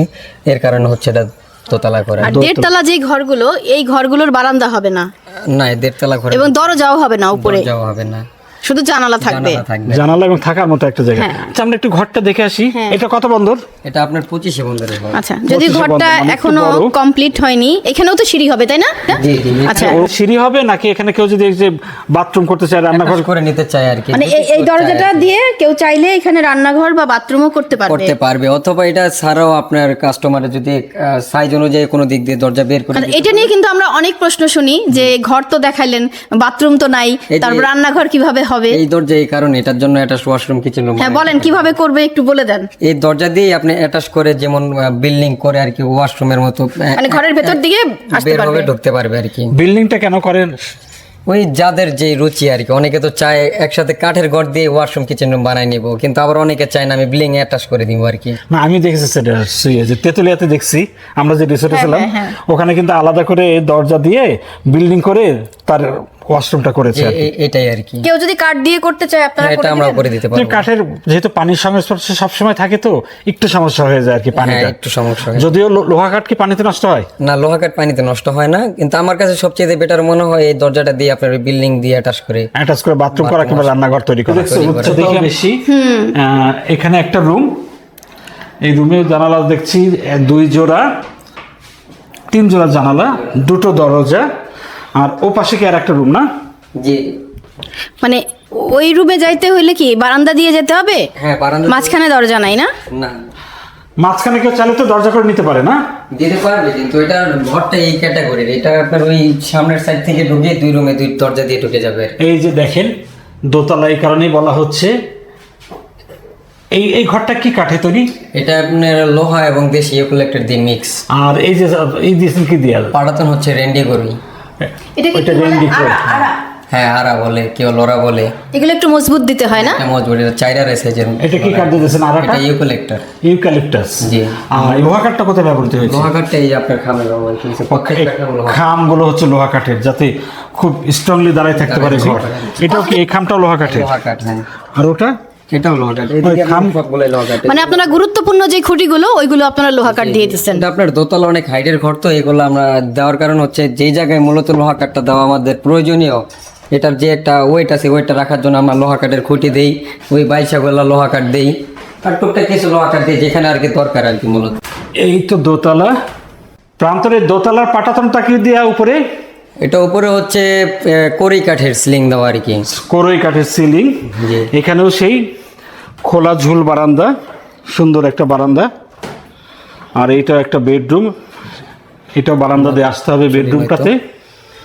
একটা ফ্যামিলির জন্য একটা ঘরই যথেষ্ট হয়ে যায় এখনকার যে ছোট ফ্যামিলি হচ্ছে দাদা। জি। এখানে একটা ছোট্ট একটা রুম করবে, সেটাও তো করা যাবে না? হ্যাঁ চাইলে এটা তো ছোট রুম বলতে না, এখান দিয়ে চাইলে আপনি এই দরজা দিয়ে অ্যাটাচ করে কিচেন রুমও বানিয়ে নিতে পারবো আমাদের যদি ও, এখানে কিচেন রুম করা যেতে পারে। আলোচনায় আমরা এখান দিয়ে ফ্রেম করে দিব আর কি। আচ্ছা, এখানেও তো মিক্সড কাঠ ব্যবহৃত হয়েছে না? জি জি, এটা মিক্স কাঠের ব্যবহৃত। আচ্ছা, এই ঘর কতদিন টিকবে? এটা আপনার প্লাস্টিক, এটা আপনার মোটামুটি 30 বছর প্লাস্টিক সে পাবেন ইনশাল্লাহ আর কি। আর টিনগুলো কি টিকবে ততদিন? আর টিনগুলো এই ঘরের অনুযায়ী দিছি আমরা, এটা 320 মিলি টিন, চালের টিনও 320 মিলি, এগুলো ভালো মানের টিন, পিএসপি টিন দেওয়া আর কি। আর একটা প্রশ্ন আছে প্রান্তর, জি। আপনি যে দেখেন অভিজ্ঞ ব্যবসায়ী, পড়াশোনাও করছেন এই নিয়ে, আপনি আমাকে বলেন, এগুলোকে বলছি আমরা কাঠের ঘর, জি। কিন্তু টিনের ব্যবহার তো অনেক দেখছি। এটা বিক্রমপুরের ট্রেডিশনাল আর কি। টিনের ব্যবহার হলেও টিন কিন্তু খুবই কম। দেখো কাঠের ইয়েটাই বেশি, নিচে উপরে মানে কাঠের ব্যবহারটা এখানে অনেক বেশি। টিনের ব্যবহার আছে খুবই কম সেটা। মানে কাঠের ব্যবহারটা মুখ্য ব্যবহার আর কি। আচ্ছা, জি, অবশ্যই। অনেকে কিন্তু আমাদের প্রশ্ন করে যে এই ঘর তো ঝড়ে একদম উড়ে যাবে, কিংবা বৃষ্টিতে নষ্ট হয়ে যাবে। বৃষ্টিতে নষ্ট হয়ে যাবে, রোদে নষ্ট হয়ে যাবে। এটা একটু বলেন। এই বিষয়ে আমি একটু বলি, আমরা যে ঘরগুলো তৈরি করি শুধু এটা বলতে না, আরও যত ঘরগুলাই আছে আমরা ফুললি সিকিউরিটি দিয়ে তৈরি করি, যাতে কোনো রকম কোনো প্রবলেম না হয় ইনশাল্লাহ। তারপরেও যদি আল্লাহ পাকের হুকুম ছাড়া তো কিছু হয় না, কিছু রিস্ক যদি উপর দা পড়ে দেয় তাহলে আর কিছু করার নেই। কিন্তু এই ঘরগুলা যেটা আছে ইনশাল্লাহ আমার মতে এই ঘরগুলা ঝড়ে বা তুফানে কিচ্ছু হবে না। আচ্ছা, আমরা যেহেতু পাহাড়ি অঞ্চলে, যে বান্দরবন বলেন, সাজেক বলেন, অনেক দূরে দূরে পাহাড়ি অঞ্চলে আমরা এরকম ক্যাটাগরি ঘর দিয়ে থাকি আর কি। মানে এই ঘরগুলো কি উপকূলীয় অঞ্চলেও জি জি, ওইখানেও ওইটা আপনার ওই পর্যটকরা যারা আছে তাদের জন্য এই ক্যাটাগরি ঘর দিয়ে থাকে। এবার একটা কথা বলেন আমাকে, এই ঘরগুলো বলছেন আপনি মোটামুটি 30 বছর চলে যাবে, জি। তারপরে কোথাও গেলে সে জায়গাটা মেরামত করতে হবে, এই তো? করতে হবে। আমি যে বিষয়টা জানতে চাচ্ছি সেটা হচ্ছে যে এই যে 30 বছর যে সুন্দরভাবে একই অবস্থায় টেকাইতে হইলে, আমি ওখানে দেখলাম যে আপনারা একটু তেল দিয়েছেন বলে, এই যে দেখা যাচ্ছে তেল দিয়েছেন বলে কি সুন্দর না? জি, এই খুব সুন্দর লাগছে তেল দিয়াতে। এই ঘরের যত্নটা কিভাবে নেবে? এটার যত্নটা হচ্ছে কি, আপনাকে ঘরটা নেওয়ার পর যে কোনো জিনিসে, শুধু ঘর বলতে না, একটা জিনিসের যদি যত্ন না নেয় সেই জিনিসটা কিন্তু টেকসই থাকে না। তো এই যতনে রতন মিলে। রতন মিলে বিষয়টা এরকমই। তো এই কাঠের ঘরটা যে নেবে ইনশাল্লাহ আমি তার সব সময় সাজেস্ট করি যে ভাই আপনি ঘরটা নেওয়ার পর আপনি কাঁচা মোবাইল যেটা আছে এটা আপনি বছরে 2-1 বার কাঁচা মোবাইল একটু ঘরে পুরা ঘরটায় দিয়ে দিবেন আর কি। সেক্ষেত্রে কি আপনার যে বৃষ্টির পানি পড়ে অথবা যে ঘরের যে কালারিংটা চেঞ্জ হয়, একটা চিলিক মারে আর কি, খুব সুন্দর একটা গ্লেস আসে এবং কাঠটাও খুব টেকসই ভালো থাকে। তেলটা যখন কাঠটা খায় তখন কাঠটা টেকসইটা আরো বেশি প্লাস বানায় আর কি। আচ্ছা প্রান্ত, জি। এটা তো আপনাদের সেই পৈতৃক ব্যবসা, আপনার বাবা দাদা এরাও করতেন। হ্যাঁ, আপনারা তো অনেক ঘর বিক্রি করছেন। জি। এখন আপনি নিজেও এই ব্যবসার সঙ্গে জড়িত। সঙ্গে আছি, তো ইনশাআল্লাহ। এত বছরে যে এত ঘর করছেন, মানে কোনো ঘর কি এরকম ঝড়ে ভেঙে গেছে এরকম কোনো খবর জানা আছে? কোনো জানা বলতে কি, এরকম কোনো কখনো আমাদের এরকম, না, আপনাদের তৈরি ঘর? আমাদের তৈরি ঘর এরকম কখনো আমাদের কাছে কোনো ক্লেম আসে নাই। ইনশাল্লাহ আমি চিন্তা করি পরবর্তী তো আসবে না আর কি, কোনো কমপ্লেইন আসে নাই আর কি। আর এছাড়াও এরকম যে ঝড় তুফানে আমার দেখা মতো আমি কখনো দেখি নাই। আমি দেখছি কোনটা, যেমন একটা ঘর আছে খাড়া ঘর, এর পিছে আপনার গাছ আছে, ঝড় তুফানে গাছ ভাঙে ঘরের উপরে পড়ছে, সেই ঘরটা একটু সমস্যা হয়েছে। আজকের ভূমিকম্প কি অবস্থা ছিল এইসব ঘরে বলেন? আজকের ভূমিকম্প খুবই একটা ভয়াবহ হয়ে গেছিল। যাক আলহামদুলিল্লাহ খুব ভালো আছি। আপনাদের এলাকায় তো অনেক কাঠের ঘর, কোথাও কোনো খবর পেয়েছেন না কি? না, এখানে কোনো প্রবলেমই হয়নি আল্লাহর রহমতে। আমরা তো পুরো ঘরটা দেখলাম, উপরে নিচে ঘরটা দেখলাম, কাঠ সম্পর্কে জানলাম। এখন জানবো হচ্ছে এই ঘরের দাম সম্পর্কে, একটু দামটা বলবেন। এটা ওই আগের ভিডিওতে যেভাবে বলছিলাম সম্পূর্ণ খরচ সহকারে, এই গাড়ি ভাড়াটা আলাদা, ওইটা নিয়ে আমরা একবার ফিটিং খরচ সহকারে মাত্র 7,50,000 টাকা হলে দিতে পারবো ইনশাল্লাহ। 7,50,000 হচ্ছে সুই, একদম একটা fitting দোতলা। সহ। হ্যাঁ, দোতলা একটা ঘর 7,50,000, যেখানে দুটো বারান্দা আছে, না কুচু বারান্দা আছে, একটা ঝুল বারান্দা, একটা খোলা বারান্দা। আমার প্রশ্ন হচ্ছে প্রান্তর, এটা তো মিক্সড কাঠের। জি। এই ঘরটাই যদি কেউ পুরো লোহা কাঠ দিয়ে তৈরি করে নিত, কতর মধ্যে তৈরি করে দিতে পারবেন এই আপনারা? ঘরটা সম্পূর্ণ লোহা কাঠ দিয়ে নিতে গেলে একবারে সর্বলাশ ধরলো 9 লক্ষ প্লাস বাজেট রাখতে হবে আর কি। তাহলে সুই কি বলবা সবাইকে, আমাদের দর্শকের উদ্দেশ্যে? যে ঘর তো আপনি করবেন একবারই। করবেনই, যেহেতু একটু কষ্ট করে, মানে লোহা কাঠের ঘর, একটু দামও খুব একটা কিন্তু পার্থক্য না। হ্যাঁ, 7.5 লাখ এবং 9 লাখ, মাত্র 1.5 লাখ টাকা পার্থক্য না, কিন্তু অনেকেই হচ্ছে 1.5 লাখ টাকা এবং বাঁচাতে এই গিয়ে এই ঘর কিনলে সুবিধাও আছে, সে চাইলে কিন্তু দামে বিক্রিও করতে পারবে। হ্যাঁ অবশ্যই। লোহা কাঠের ঘর লোহা কাঠের কিন্তু ঘর তো দাম বাড়ে দিন দেন না? কাঠের ঘর কি আপনার এক হিসাবে সম্পদ, পুরনোই হয় না, কোনো- পুরনো হয় না। হ্যাঁ, স্বর্ণের দাম বাড়তে থাকে না, এই হ্যাঁ, লোহা একদম কাঠের সোনার বিষয়টা মতো, এরকম আর কি। যে সোনা যেমন পূরণ হয়ে গেল আমরা সোনাটা বিক্রি করতে পারি। না কিন্তু এখানে কিন্তু আপনার 70% লোহা কাঠ আছে আর কি। আপনার 70% লোহা কাঠ লোহা কাঠ দিয়েছে। আছে, এটা কিন্তু বুঝতে হবে। হ্যাঁ তাহলে 7.5 লাখ টাকা মিক্সড কাঠের ঘর, আর এই ঘরটাই যদি লোহা কাঠ দিয়ে নেয় আপনার 9 লাখ প্লাসে বানাই দিতে পারবেন। বানিয়ে দিতে পারবো ইনশাআল্লাহ। এবার আমাকে বলেন এই ঘরটা টিকবে বললেন 30 বছর প্লাস, Plus আর কি। আর লোহা কাঠ দিয়ে নিলে কত বছর হয়ে যাবে সেটা? লোহা কাঠ দিয়ে নিলে তো মোটামুটি একবারে সর্বনিম্ন মধ্যে 60-70 বছর প্লাস্টিক সে পাবেন ইনশাল্লাহ। বুঝছো তার মানে যদি আরেকটু যত্ন করে ওইটা আরেকটু মেরামত টেরামত করে 100 বছর পার হয়ে যাবে। ওই 60-70 বছর পরেও আবার দেখবেন তেল মারার পর সেম একই। লোহা কাঠ আমরা তো দেখেছিলাম বৃষ্টি মনে আছে সুই, ওই গাদিঘাটে আমরা বৃষ্টিতে ঘর দেখেছিলাম, হ্যাঁ, হ্যাঁ। 20 বছর সম্পূর্ণ লোহা কাঠে তৈরি, মনে হয় কিন্তু একদম নতুন। একদম নতুন। তা এখন এবং টিনের ঘরগুলো কিন্তু এরকম। এখন আমাদের দর্শককে কি বলবা তুমি? আমি যেটা বলবো যে একটু কষ্ট করে হলেও মানে মিক্সড কাঠ না নিয়ে লোহা কাঠের ঘর কেনাই ভালো। মানে আমি যদি কিনি ব্যক্তিগতভাবে আমি কিন্তু লোহা কাঠের ঘরই কিনবো। তাহলে আমরা যে এত সুন্দর একটা পরামর্শ দিলাম আমাদের ক্রেতাদের জন্য, যাদের সামর্থ্য আছে তারা হচ্ছে লোহা কাঠ দিয়ে ঘর কিনবেন। আপনাদের এই হাটের নামটা কি? এটা হচ্ছে আমাদের মুন্সিগঞ্জ জেলার লোহজং থানা, লোহজং ঘোরদুর বাজার, কলেজের পাশে ডাচবাংলা বুথের পাশে আমাদের প্রতিষ্ঠান আর কি। এই বাজারের নামটা কি? এটা ঘোরদুর বাজার। ঘোরদুর বাজার। আর এই হাটের নামটা? হাটের নাম হচ্ছে নীরব এন্টারপ্রাইজ অথবা বিক্রমপুরের ঐতিহ্য কাঠের ঘর। কাঠের ঘর কিভাবে দেখলাম? কাঠের ঘর দেখলাম চক্ষু মিলিয়ে। শুনতাম যে নারী শুধু ঘরেই কাজ করবে, শুধু ঘরেই বাচ্চা পালবে না, সে এখন বাজারও সামলাচ্ছে সবকিছু। আপনারা কবে থেকে শুরু করলেন এটা? আমরা রাসু প্রজেক্টে ট্রেনিং পেয়ে মেয়েদের দক্ষতা অর্জন করে আমরা এখন ঘরের বাইরেও কাজ করছি, মাঠ পর্যায়ে কেমন লাগে এখন ঘরের বাইরে? এখন খুব ভালো লাগে, আমরা নিজের মতো 2 টাকা হলেও ইনকাম করতে পারি। সুই এদিকে আসো, দেখো এটা দেখো। নারী বান্ধব বাজার, দারুণ তো। কোনো এনজিওদের দ্বারা পরিচালিত, FIVDB আছে, উত্তরণ আছে, WSH আছে, কোথায় জার্মান এটা? কর্পোরেশনও। এটা এনজিও। এলো মানে বাজারটা কোথায়? বাজারটা আশপাশেই হবে নাকি? এই যে এখানে দেখা যাচ্ছে একটা গ্যাদারিং মনে হয় এখানে। আচ্ছা, পেয়ে গেছি। নারীদের সংখ্যা এখানে বেশি। হ্যাঁ সব নারী, নারী বান্ধব বাজার, হ্যাঁ নারী বান্ধব হ্যাঁ, বাজার। এই যে এখানে- দেখে তো এখানে কি পাওয়া যাচ্ছে? নারীদের আধিক্য বেশি। এই ডিম পাওয়া যাচ্ছে, মানে তুমি দেখো ডিম আছে, সবজি আছে। এগুলো কারা উৎপাদন করছে? এগুলো আচার আমি নিজে হাতে বাসায় তৈরি করি। সব আপনাদেরই তৈরি? জি, আমাদের তৈরি। এগুলো সব এটা? অর্গানিক। আমি মুরগি নিজে পালি। কি মুরগি? এটা হচ্ছে সোনালী ফার্মের দেশি মুরগি, 3টা। সোনালী ফার্মের দেশি মুরগি? 3টাই করি ওখানে। মানে সোনালী ফার্মের মানে সোনালী মুরগির ডিম? এটা দেশি। এটা দেশি? দেশি। হ্যাঁ। আর সোনালী ফার্ম কি বললেন? সেটা আমি পালি আলাদা। ও, ওইটা হলো মাংসের জন্য পালেন? মাংসের জন্য করে সেটা আমি ওটা বিক্রি করে দিই। কতগুলো মুরগি আছে আপনার? আমার 200 মুরগি আছে। 200 মুরগি। প্রতিদিন কেমন ডিম পান? প্রতিদিন আমার 60 পিস, তারপরে 65, 70 এরকম ডিম আসে আর কি। দাম কত করে? দাম 60 টাকা হালি। 60 টাকা হালি। মানে সুহি বুঝছো, মানে এক হালি 4টা। 4টা মানে মুরগির, হ্যাঁ একদম দেশি মুরগি। এক হালির দাম হচ্ছে 60 টাকা, মানে 15 টাকা করে। ভাবা যায়? আর ঢাকায় আমরা 25 টাকা করে দিয়েও পাই না এখানে একটা মুরগির ডিম আর কি। খুবই ভালো লাগলো। তারপর দেখা যাচ্ছে যে নিয়ে যাবেন। আমরা তো দূরে যাব, গাড়িতে যাব, ভেঙে টেঙে যাবে, এর জন্য নিতে পারবো না, তো দেখবো। আর এই দেখো এখানে কিছু চারাও আছে, বিভিন্ন গাছের চারা। হ্যাঁ আচার আছে, চারা। এখানে কিন্তু বিভিন্ন ধরনের আচার আছে, কাঁঠালের আচার, মরিচের আচার, রসুনের আচার, অনেক ধরনের আচার আছে, চালতা, জলপাই। এগুলো কিন্তু সব অর্গানিক আচার, এগুলোর মধ্যে কোনো কেমিক্যাল। এগুলো সব আপনার তৈরি? জি, সব আমাদের অর্গানিক কেন? অর্গানিক কেন? এটা আমরা নিজে হাতে তৈরি করি, এটাতে কোনো কেমিক্যাল ব্যবহার করা হয় না, সম্পূর্ণ খাঁটি সরিষার তেল। আর ফলগুলো? ফলগুলো সব গাছের তাজা ফল দিয়ে। কিভাবে সংগ্রহ করেন? এগুলো আমাদের বাসায় যে চারপাশে যে আমাদের বাড়িতে গাছগুলো থাকে সেই গাছের ফলগুলো মানে দিয়ে আপনাদের বাড়িতে, বাড়ির আশপাশে জি, যে জি, বাড়িঘরগুলো খুবই সুন্দর, জি। মানে অর্গানিক আচার। সুই সব অর্গানিক আছে। আম্ব রস, সেলিনার হোমমেড আচার, জি। মানে উনি সেলিনা আপা। আচ্ছা, আপনার নাম সেলিনা? জি, আমার নাম সেলিনা এটার আপা। দাম 200 টাকা। কতটুকু এটা? এটা আপনার 350-400 গ্রাম আছে। 400 গ্রাম আছে। খুবই সুন্দর। এখানে আবার মানে বাজারটা খেয়াল করছো যে এই বাজারে আবার তোমার চারাও পাওয়া চারাও যাচ্ছে। পাওয়া যাচ্ছে।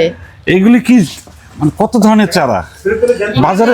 পেঁপে আছে, মরিচ আছে, মিষ্টি কুমড়া, চাল কুমড়া, লাউ, সিম, সব ধরনের চারা এখানে আমরা বিক্রি করি। এই চারা কি আপনি তৈরি করছেন? জি, আমি নিজেই তৈরি করছি। আমার বাড়িতে? নার্সারি আছে, জি, আমার বাসায় নার্সারি আছে। নার্সারি আছে, আজকে কয়টা আনছিলেন চারা? আজকে গুনি নাই, তো অনেকগুলো আনছিলাম, অনেগুলো বিক্রি করছি। এই যে এগুলা সব ফাঁকা হয়ে গেছে। দৈনিক কেমন বিক্রি হয়? হয় তাও 400-500 টাকার মতো বিক্রি হয় চারা। 400-500 টাকা। আমি কোকোপিট এবং ভার্মি কম্পোস্ট দিয়ে আমি নিজে চারা তৈরি করি। আমি বাসা থেকে বিক্রি করি, এখানে নারী মার্কেটে নিয়ে আসি এবং আমার হাজব্যান্ড হাটে হাটে বিক্রি করে চারাগুলো। আমার মাসে দেখা যাচ্ছে 20,000 টাকা আমার চারা উৎপাদন করে আসে। এক চারা একটা নার্সারি থেকে 20,000 টাকা আসছে। আপনার কত আসে মাসে? আমার ওরকমই আসে 20-22 হাজার টাকা, 18-15 টাকা, মানে বিক্রি দিয়ে হচ্ছে, সেল দিয়ে হচ্ছে আমাদের আয়। এটা কিভাবে শিখলেন? এভাবে আমরা যে আমাদের এই প্রজেক্ট, এনজিও প্রজেক্ট। আমি এর আগে কখনো এরকম ভাবে মানে কাজ করিনি। প্রজেক্টে ঢোকার পরে এখান থেকে আমি বিভিন্ন সরকারি বেসরকারি ট্রেনিং পাচ্ছি।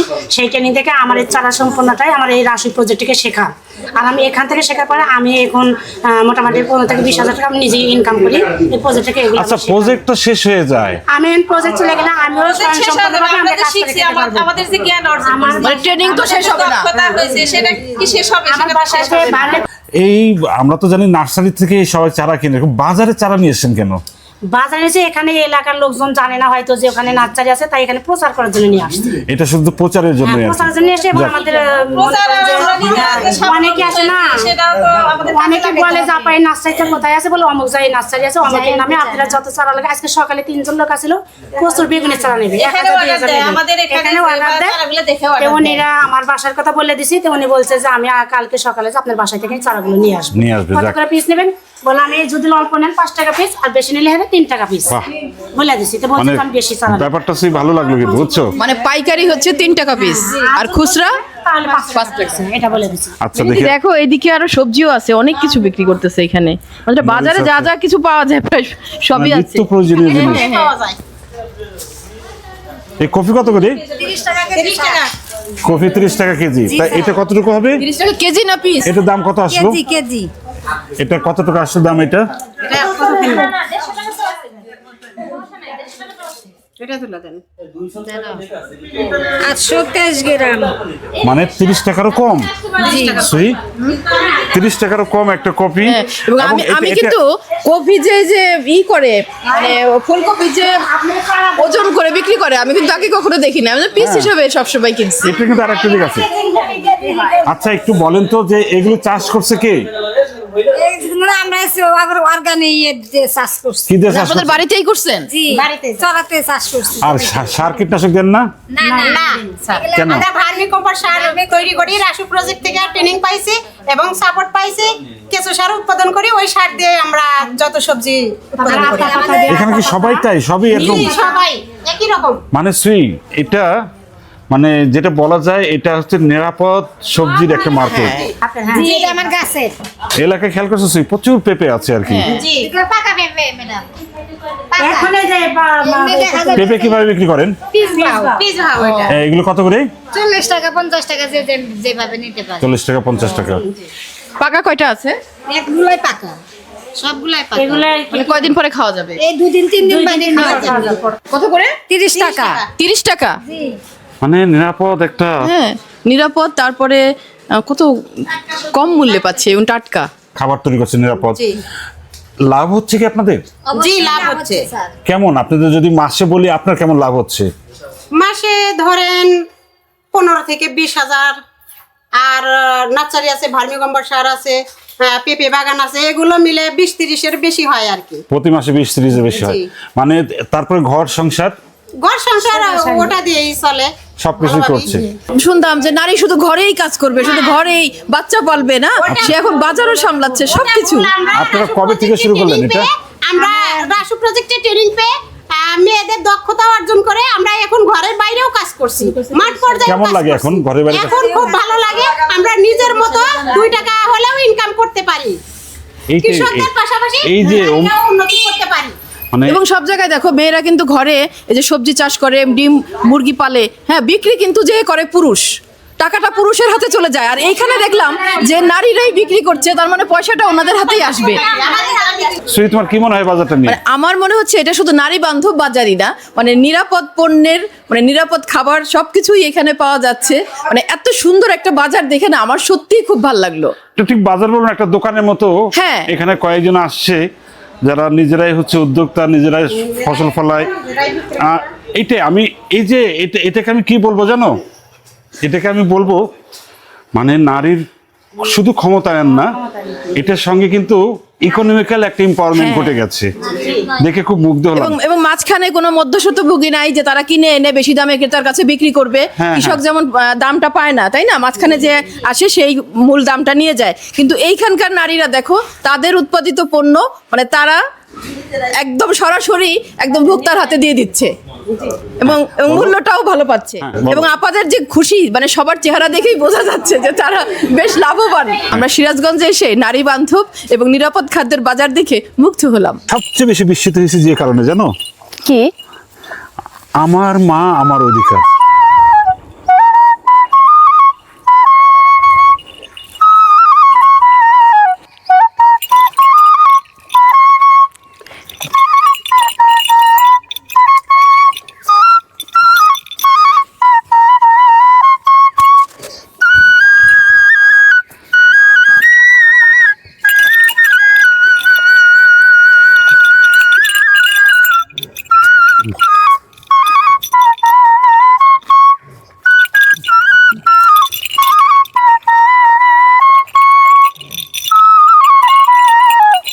কি মনে হয় বলো? হ্যাঁ হ্যাঁ, গরুটা ঘাস খাচ্ছে আর বাচ্চাটা দুধ খাচ্ছে। এবং সবচেয়ে মজা লাগছে কি জানো, কি মানে ও যতবার দুধ খাওয়ার জন্যই করতেছে, ওর ঘন্টাটা ঝুমঝুম করে বাজতেছে। মানে এগুলো আমরা ছোটবেলাতে কিন্তু গ্রামে দেখতাম, এখন কিন্তু দেখাই যায় না। মানে অনেক বছর পরে আমি এসে এই গাজীপুরে এই বনের মধ্যে দেখলাম এই গরুটা। ঘন্টাটা কেন? গরুটার গলায় ঘন্টা নেই, ওর গলায় ঘন্টা কেন? ওর গলায় ঘন্টা হচ্ছে, ওর গলায় কিন্তু বাচ্চাটার গলায় হচ্ছে রশি নাই। হ্যাঁ, মানে ওর উপস্থিতি জানার জন্য এই ঘন্টাটা দেওয়া হয়েছে। মূল বিষয়টা হচ্ছে যে এই জায়গাটা দেখছো, এই জায়গাটা হচ্ছে গাজীপুরের শালবনের ভিতরে। এই যে ফাঁকা জায়গা, এইখানে প্রচুর ঘাস আছে। এলাকার অনেক মানুষ এখানে হচ্ছে গরু চড় দিয়ে যায়। এখানে চারপাশে বন, ঠিক আছে। আর বড় একটা বিষয় হলো তোমার এখানে এরা বলে পাহাড়, তাই জিজ্ঞেস করলাম কিসে পাহাড়, বলছে সাফারি পাহাড়। আর চারপাশে বন, তো ধরো গরুটা তো বাধা আছে, গরুটা যাবে না। এই বাছুরটা যদি বনের মধ্যে চলে যায়, এখানে অনেক বড় বড় শিয়াল আছে, শিয়াল যদি খেয়ে ফেলে কিংবা বনের মধ্যে হারাই গেলে ওর শব্দ শুনে যাতে ওকে খুঁজে পাওয়া যায়। এই ঘন্টাটা হচ্ছে এই কারণ। এবং দেখবে বন এলাকা, পাহাড়ি এলাকায় যখন গবাদি পশু চড়ানো হয় তখন কিন্তু এরকম পাহাড় আছে ঘন্টা বেঁধে দেওয়া হয়। এটা পাহাড়ে খুব বেশি, পাহাড় হচ্ছে নিজেদের মতো করে ঘন্টা বানায়। কিন্তু এই দৃশ্য দেখে আমি সবচেয়ে বেশি বিস্মিত হয়েছি যে কারণে জানো কি? আমার মা আমার অধিকার। হ্যাঁ, মানে এখানে কিন্তু যার গরুটার যে মালিক, সে কিন্তু বাছুরটাকে দূরে আলাদা করে বেঁধে রাখেনি, ছেড়ে দিয়েছে। হ্যাঁ, এই জিনিসটা কিন্তু খুব ভালো লাগছে, আলাদা করে রাখতে পারতো। আমার মায়ের দুধ আমি পান করব, এটা একটা গরুর বাচ্চার বেলাও সেটা প্রযোজ্য। তা আমার কি মনে রাখছে। এবং তুমি কি একটা জিনিস দেখেছো যে বিশেষ করে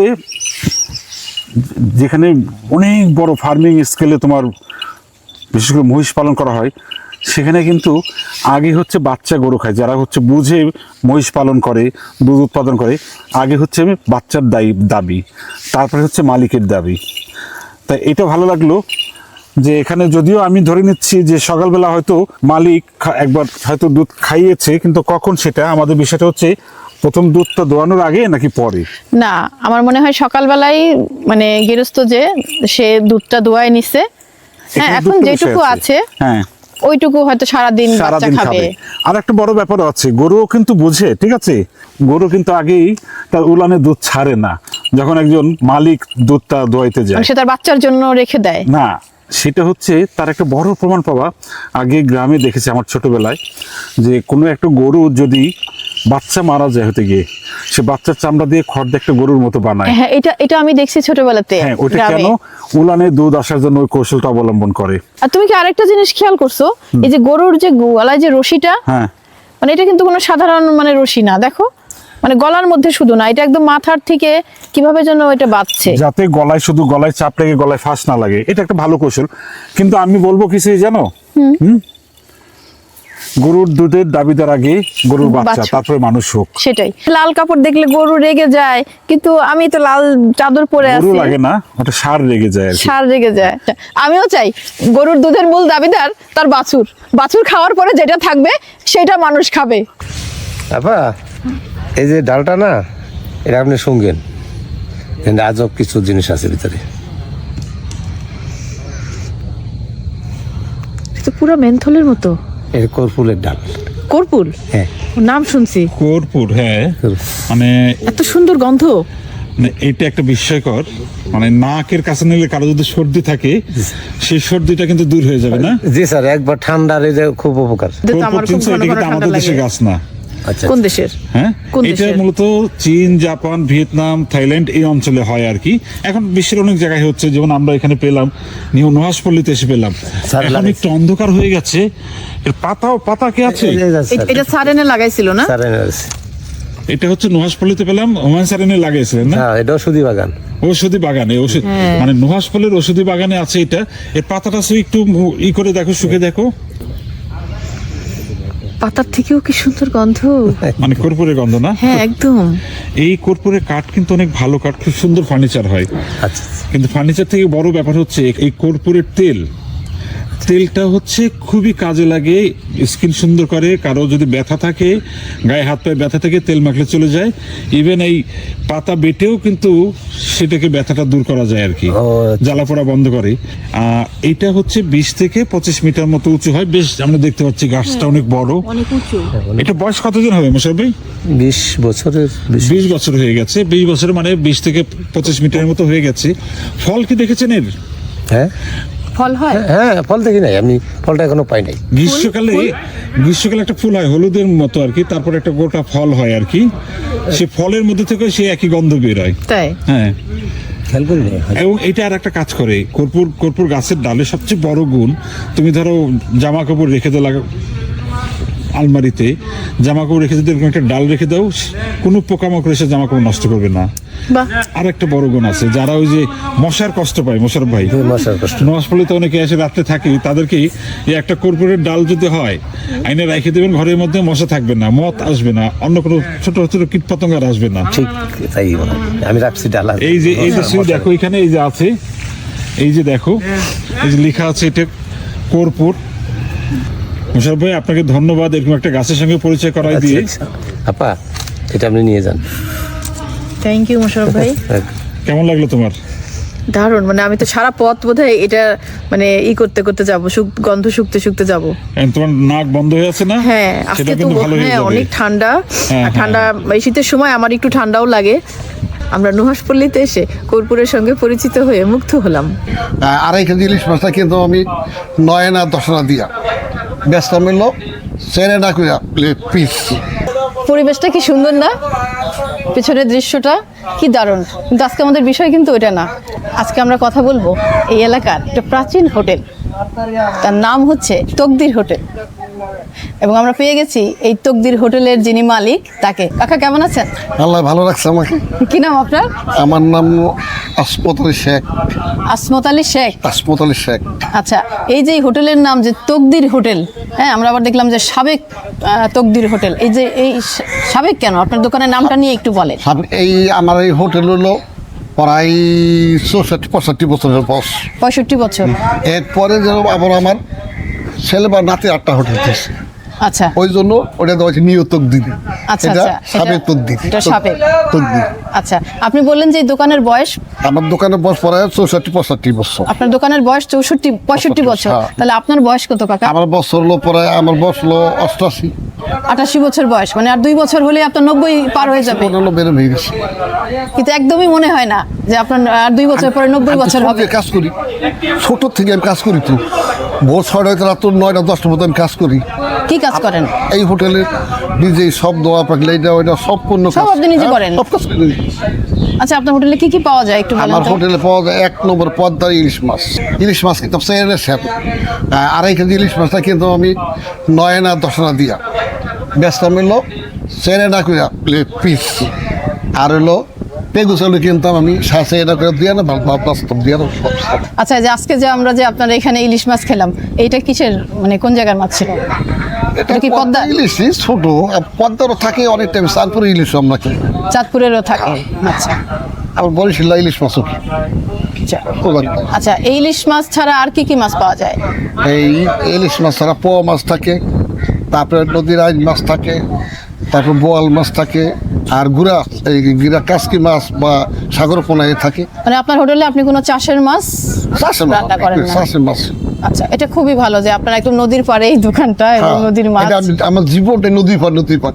নারীরা যখন আমি ঢাকা নারীরা দোকানদারি করে তোলে খালে, যে তখন নৌকা চলে, ওইখানে আমি কিসের দোকান ছিল? ওই হোটেল ব্যবসায়ী আমি এক দোকান থাকতাম নাকি। আচ্ছা, ঢাকাতে ছিলাম, ঢাকা যখন দোলাই খালে নৌকা চলে তখন। তখন আপনার বয়স কত ছিল? তখন আমার বয়স 15-16 এরকম। বুঝতে পারছেন চাচা কত প্রাচীন ব্যবসায়ী, মানে ধোলাই খালে যখন নৌকা চলে তখন চাচা ওইখানে কাজ করতো। পানি ফেলাইতাম নিয়ে, ধোলাই খালে পানি ফেলাইতাম, হোটেলে পানি। তারপরে এই হোটেলের ব্যবসায় দিয়ে দিলেন? হ্যাঁ, আস্তে আস্তে আস্তে আস্তে আমি ওইখান থেকে এখানে আসি। এখানে হাতবাজে ইলেকশন অনেক আগে, তখন এখানে আসি আইসাই সুতান বাইটেল মেলি মিষ্টি মাছ, তখন এসে আবার এই লোকজন দোকানে। আচ্ছা কাকা, এই জায়গাটা তো এটা মুন্সিগঞ্জের লোহজংয়ের যে ঘোড়দৌড় বাজার, এটাই তো সেই ঘোড়দৌড় বাজার। এটি ঘুরতে পারো। এই ঘোড়দৌড় বাজার নাম হলো কেন? নাম এটা শুনছি, রাজা বলল সিন নাকি হারা নাকি আর মায়ে বলে হ্যাঁ স্বপ্নে দেখছিল, হ্যাঁ মায় এই মাছ খেয়া গলায় কাটা বইয়া সে মারা যাবে, তখন সে ঘোরালি আসতো, আইসা এখান থেকে কাজলি মাছ দিত, কাজকি গুঁড়া মাছ দিত, যাতে কাটায় যাতে সমস্যা না হয়। আচ্ছা, ওই জন্য এই ঘোড়াদের নাম শুনছি আর কি আমরা। ওই রাজা বললো সিন নাকি আসো, সে আইসা ঘোড়া নিয়ে আইসা একদম এইসব মাছ কিনে নিত। আর আমার নাম হাসপাতালে। আচ্ছা, আপনার বাবা উনি বেঁচে আছেন?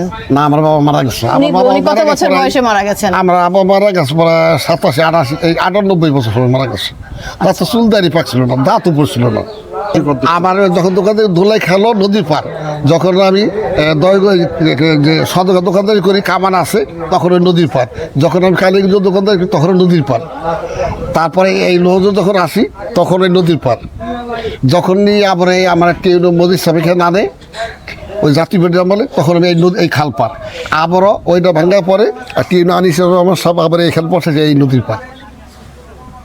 আচ্ছা, এই যে এত নদীর সঙ্গে যে আপনার এত মানে সখ্যতা, নদীর পাড়েই আপনার সবসময় হয়, এই নদীতে কি কখনো, নদীর তো ভালো দিকটা দেখছেন, আবার তো নদীর মন্দ দিকটাও আছে, যে নদী ভাঙে, নদীর ভাঙনও দেখছেন? হ্যাঁ, আমার বাড়ি ভাঙছে না, মানে আপনার বাড়ি ঘর ভাঙছে? জায়গা জমিন ভাঙছে, আমার বাড়ি ভাঙছে, আমার দোকানে খেয়েছিল, দোকান ভাঙছে। তারপর নদীকে ভালোবাসেন? তারপর আমি নদীর পার ভালো, নদী সবচেয়ে শান্তি লাগে আমার। আমি ঢাকার টাউনে থাকতে পারি না, তো ঢাকার টাউনে আমি অস্থির জায়গা। নদী এখান থেকে কত দূরে ছিল? 5-6 কিলো। 5-6 কিলো দূরে দক্ষিণে ছিল। আচ্ছা, এখন তো আর এখানে তো আর ভাঙার কোনো সম্ভাবনা নাই। এখন বলতে পারি না, পানি যদি বেশি ভাঙতে পারে। মানে যে নদী তো বাদ দেওয়া হয়েছে, নদী শাসন যাকে বলি আমরা, অরিজিনাল বা ঢেউর বাঁধ, ঢেউ যে দেওয়া ভাঙছে সেই বাঁধ, অরিজিনাল ভাবে বাঁধ দেওয়া হয়। আচ্ছা, তার মানে এখানে ভাঙতে পারে? ভাঙতে পারে। নদীর যে বাতাসে একদম চুল ঠিক রাখা দায় হয়ে গেছে। আর আপনারা কেউ যদি এই যে নদীর মানে মাছ খেতে চান, তাহলে যে চাচার দোকানে, এই যে তকদির হোটেলে চলে আসবেন, মুন্সিগঞ্জের ঘোড়দৌড় বাজার না লোহজং, লোহজং ঘোড়দৌড় ঘোড়দৌড় বাজারে চলে আসবেন।